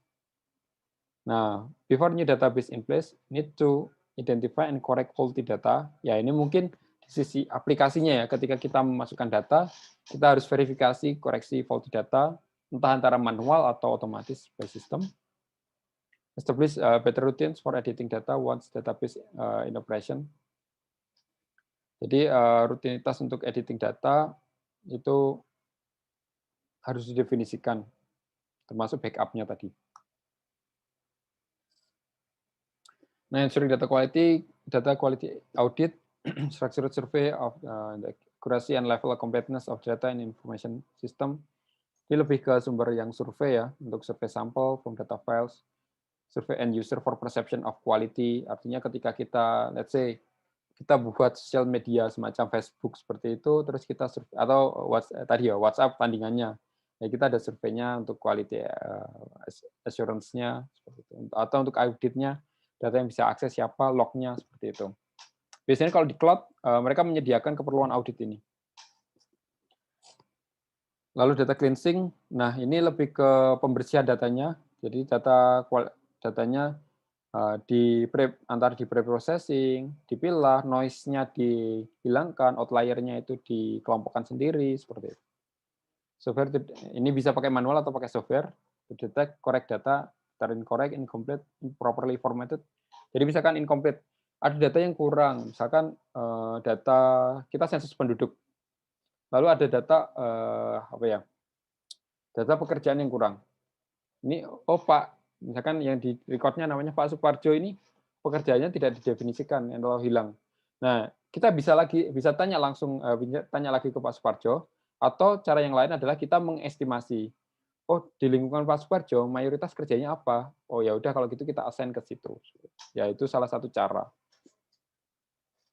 Enforce consistency among different sets of data. Nah, ini untuk konsistensi dataset, cleansing-nya juga perlu. Jadi kalau semuanya misalkan varchar atau semuanya teks, ya harusnya teks, atau semuanya angka harusnya angka, seperti itu. And that's all untuk materi hari ini. Selanjutnya adalah sesi, kayaknya sudah lewat ya, 02 menit. Kalau saya mau nanya loh Pak. Ini saya mau izin kembali ke ini Pak. Oh ya, ini karena materinya sudah selesai, nanti akan saya upload materinya dan rekamannya ini ke Classroom. Bapak Ibu silakan, ini saya tutup terlebih dahulu, baru setelah itu nanti kita diskusi. Kalau misalkan ini waktunya sudah jam 10, jadi kalau misalkan ingin meninggalkan room, dipersilahkan karena materinya sudah selesai. Jangan lupa isi presensi dan isi berita acara. Presensi ya? Ya, presensinya saya chat dulu. Saya tutup dulu sebelum diskusi. Terima kasih atas partisipasinya. Mohon maaf lahir batin, bentar lagi minggu depan Lebaran. Lalu tetap jaga kesehatannya. Semoga segera divaksin Bapak Ibu sekalian. Assalamualaikum warahmatullahi wabarakatuh. Selamat malam. Selamat beristirahat. Waalaikumsalam. Terima kasih Pak. Waalaikumsalam warahmatullahi wabarakatuh. Terima kasih Pak. Ya, kalau mau berdiskusi lanjut, ini saya mau menjawab yang Pak Beni tadi. kenapa Bitcoin dijual, ada nilai uangnya, apa bisa sebenarnya ini sih lebih ke record. Jadi sebenarnya uang yang kita gunakan itu kan recordnya sumbernya dari FedEx, dari federal ini ya, dari federal itu apa Bank Federal itu. Nah, akhirnya kan bisa turun sampai ke Indonesia dan sampai ke rupiah. Jadi BI diberi sebagai bank sentral diberi hak untuk mencetak. Lembarannya itu sebenarnya hanya record saja, hanya sama seperti ketika kita Bitcoin, record kita buka di aplikasi itu ya kurang lebih mirip seperti kita ya e-money seperti itu. Nah, kenapa itu bisa dijual? Ya karena ada recordnya, dan recordnya desentralisasi dan terpercaya seperti itu. Sama seperti uang rupiah. Ini kan percaya. Kenapa kita nggak pakai uang monopoli seperti itu? Ya karena uang monopoli kan tidak terpercaya. Rupiah ini kalau oleh BI. Nah, sama seperti Bitcoin. Kalau bedanya Bitcoin ini kan desentralisasi dengan mekanisme yang mature, terus ada evolving-nya lebih bagus, ada smart contract dan sebagainya. Sehingga, nah ada nilai uangnya. Tadi blockchain tadi di dalamnya diisi dengan nilai tadi Bitcoin-nya itu. Gampangnya seperti itu, Pak. Kenapa Bitcoin bisa dipakai? Tapi kan Bitcoin nggak ada underlying-nya ya, Pak.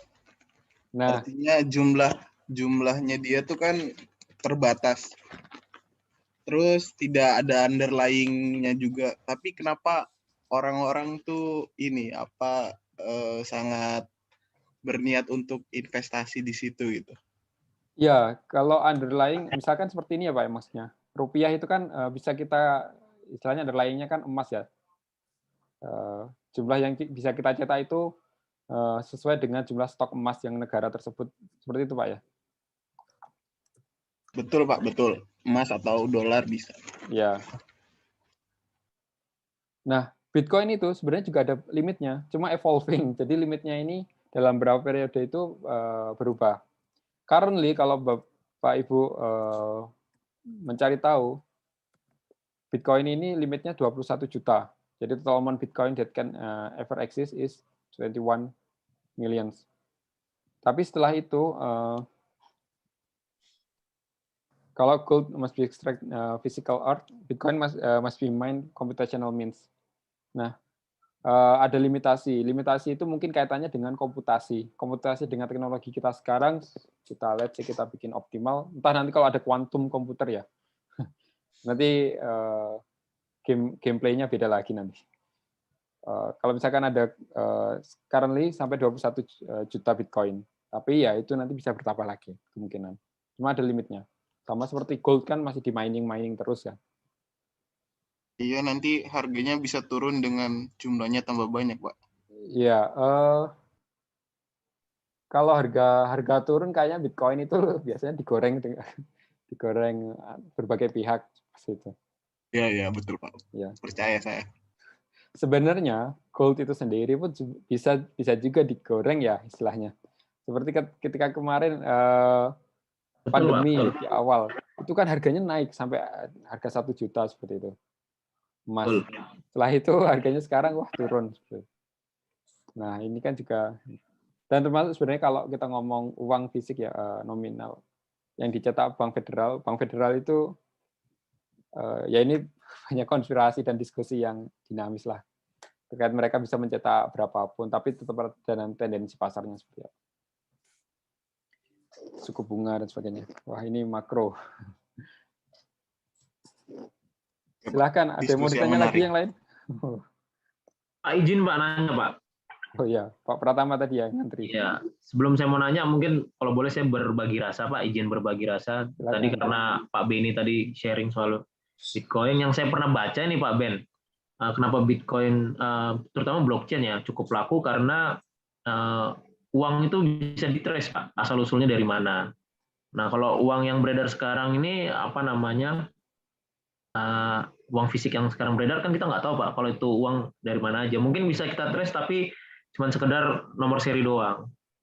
Jadi Bapak nggak tahu itu uang. Kalau Bapak dikasih uang kas kan Bapak nggak tahu Pak itu uang halal atau enggak. Nah tapi kalau Bitcoin ini Bapak bisa trace ini dulu dari mana asalnya sampai pertama kali keluar Pak. Gitu ceritanya. Nah, mantap. Itu yang pernah saya baca sih Pak. Mohon dikoreksi teman-teman atau Pak Agus kalau saya ada yang informasi kalau nggak salah sih seperti itu. Nggak dikoreksi Pak, saya catat. Ya. Ya. Pak, izin Pak tanya Pak. Ya. Hari ini kan tema kita ini Foundation Business Intelligence Pak. Ya. Judulnya seperti itu Pak ya. Nah, Pak saya mau nanya, apa namanya, fondasi apa yang harus kita mengerti sebenarnya Pak untuk Business Intelligence ini dan implementasinya dalam kehidupan kita sehari-hari di bisnis itu apa? Yang paling praktikal itu apa Pak?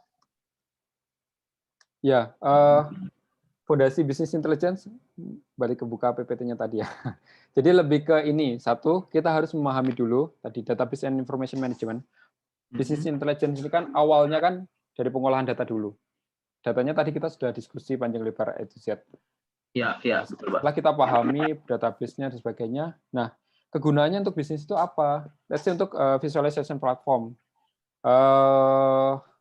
Mungkin saya, let's say, saya jadi bagian dari Satgas COVID. Nah, keperluan untuk saya di Business Intelligence untuk saya adalah saya bisa menampilkan grafik-grafik terkait dengan informasi COVID yang lebih representatif, yang lebih mudah dipahami seperti itu. Atau kalau kasusnya drone emprit tadi, Business Intelligence itu diaplikasikan dalam visualisasi tren. Misalkan, oh saat ini lagi tren yang TikTok itu anak-anak akan nyetop truk seperti itu. Atau mungkin tren ini ya sate racun seperti itu. Sorry Pak, saya potong. Kalau dalam UKM gimana Pak? Misalnya kita punya startup ini atau Ya. apa Business Intelligence ini kita mencari ke dalam atau keluar Pak? Mencari ya. Informasi ke dalam apa informasi keluar itu? Kan tadi saya lihat harus ada apa namanya infrastrukturnya dulu, kita harus punya apa namanya tadi komputer dan lain-lain, data mining terus dan lain-lain kan seperti itu ya. Nah ini kita yang mau kita intelligence, karena bayangan saya intelligence ini adalah seperti BIN gitu Pak, maksudnya kita mengintel, mencari tahu ke dalam apa mencari tahu keluar gitu loh. Ya, Business Intelligence ini basically bisa dua arah. Yang kita bahas tadi karena kaitannya dengan database sebagainya, kayaknya tendensinya lebih ke dalam ya, maksudnya data yang sudah kita simpan atau perusahaan disimpan. Tetapi case-nya untuk UKM atau mostly used, biasanya widely used seperti drone emprit contohnya.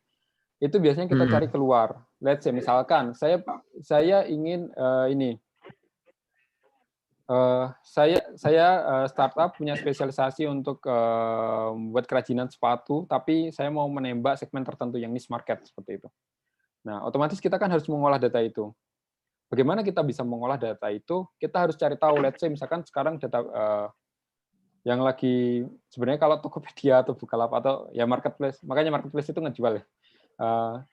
Kalau kita misalkan di Twitter diskusi terkait misalkan atau gini aja, parcel lebaran ini kan bentar lagi ya. Kira-kira saya kue apa ya yang paling laku? Ya kita bisa ngambil data dari Twitter atau diskusi atau berita yang terbaru seperti itu. Setelah itu kita olah keyword yang paling banyak muncul, misalkan frekuensinya atau yang dibahas di masyarakat Jawa Timur itu, oh ternyata klepon. Nah, ternyata klepon. Oh, kalau gitu, kalau misalkan saya jualan klepon, kemungkinan besar ada pasar yang memerlukan. Seperti itu. Oke. Itulah kenapa Facebook Ads itu kan kita bisa bayar ini kan. Kita bayar target ke berapa orang, 1.000 orang. 1.000 orang ini usia berapa sampai berapa, mereka tinggal di mana, itu bisa kita definisikan kalau main ads. Ya, Pak, ini maaf nih saya banyak diskusi panjang. Kalau misalnya nih Pak, let's say saya ini sebuah perusahaan kontraktor tuh Pak, anggaplah waskita. Ya. Waskita kan kita tahu kontraktor sipil, engineering. Nah itu kalau dia apa Pak? Business intelligence buat dia itu terimplementasi di bagian apa? Kalau sekelas waskita itu sudah ini biasanya internalnya itu kan sudah harus di business intelligence. Let's say ini terkait dengan progres proyek. Saya ingat waktu kebetulan saya ngajar di kelas sebelah, di kelas profesional.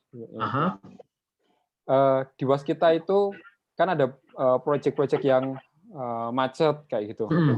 Dan level jumlah proyeknya kan pasti ribuan atau ratusan ya di.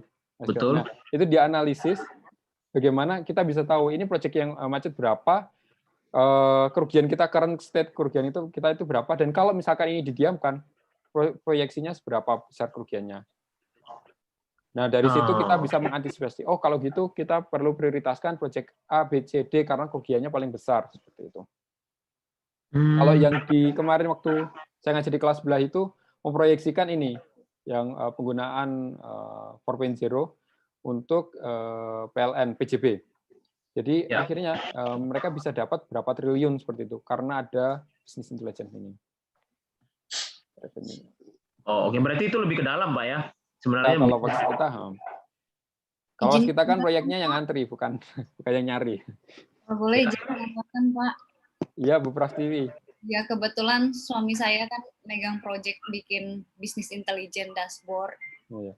Klien Buma, Excel, dan lain sebagainya. Jadi progres kalau lihat saya itu sepertinya progres kinerja internal perusahaan bisa terbaca dari si business intelligence itu tadi. Jadi pengambilan keputusan bisa sangat cepat karena itu semua sudah tervisualisasikan dalam satu tangkapan layar seperti itu sih, Pak. Exactly. Itulah gunanya mungkin perusahaan pemerintah juga ini ya bikin comment center itu kan menampilkan business intelligence-nya. Makasih Prof. Tiwi. Oh ya, terkait dengan pertanyaan Prof. Tiwi, Kemens Cluster, kita sebenarnya bahasanya enggak sampai di sana, Bu. Cuma kalau mau diskusi, Javi, ya ini salah satu topik riset saya juga, Kemens, Kamins, atau Fuzzy Means, dan sebagainya. Ya, diskusi nanti ngirim email aja. Ya, mungkin itu ada lagi yang mau didiskusikan. Oh iya, alamat emailnya apa, Pak, kalau untuk diskusi tadi, Pak? Oh ya, nanti biasanya saya sertakan di lebih ke konteksnya, atau mungkin nanti pas tesis Bapak Ibu pakai business intelligence atau mungkin apply tadi data mining dan sebagainya.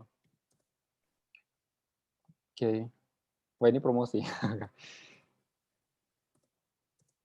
Ada lagi yang mau didiskusikan kira-kira? Kalau tidak ada, mungkin saya cukupkan sekian. Terima kasih Bapak Ibu sekalian, partisipasinya sangat aktif sekali. Bagus. Selamat malam. Assalamualaikum warahmatullahi wabarakatuh.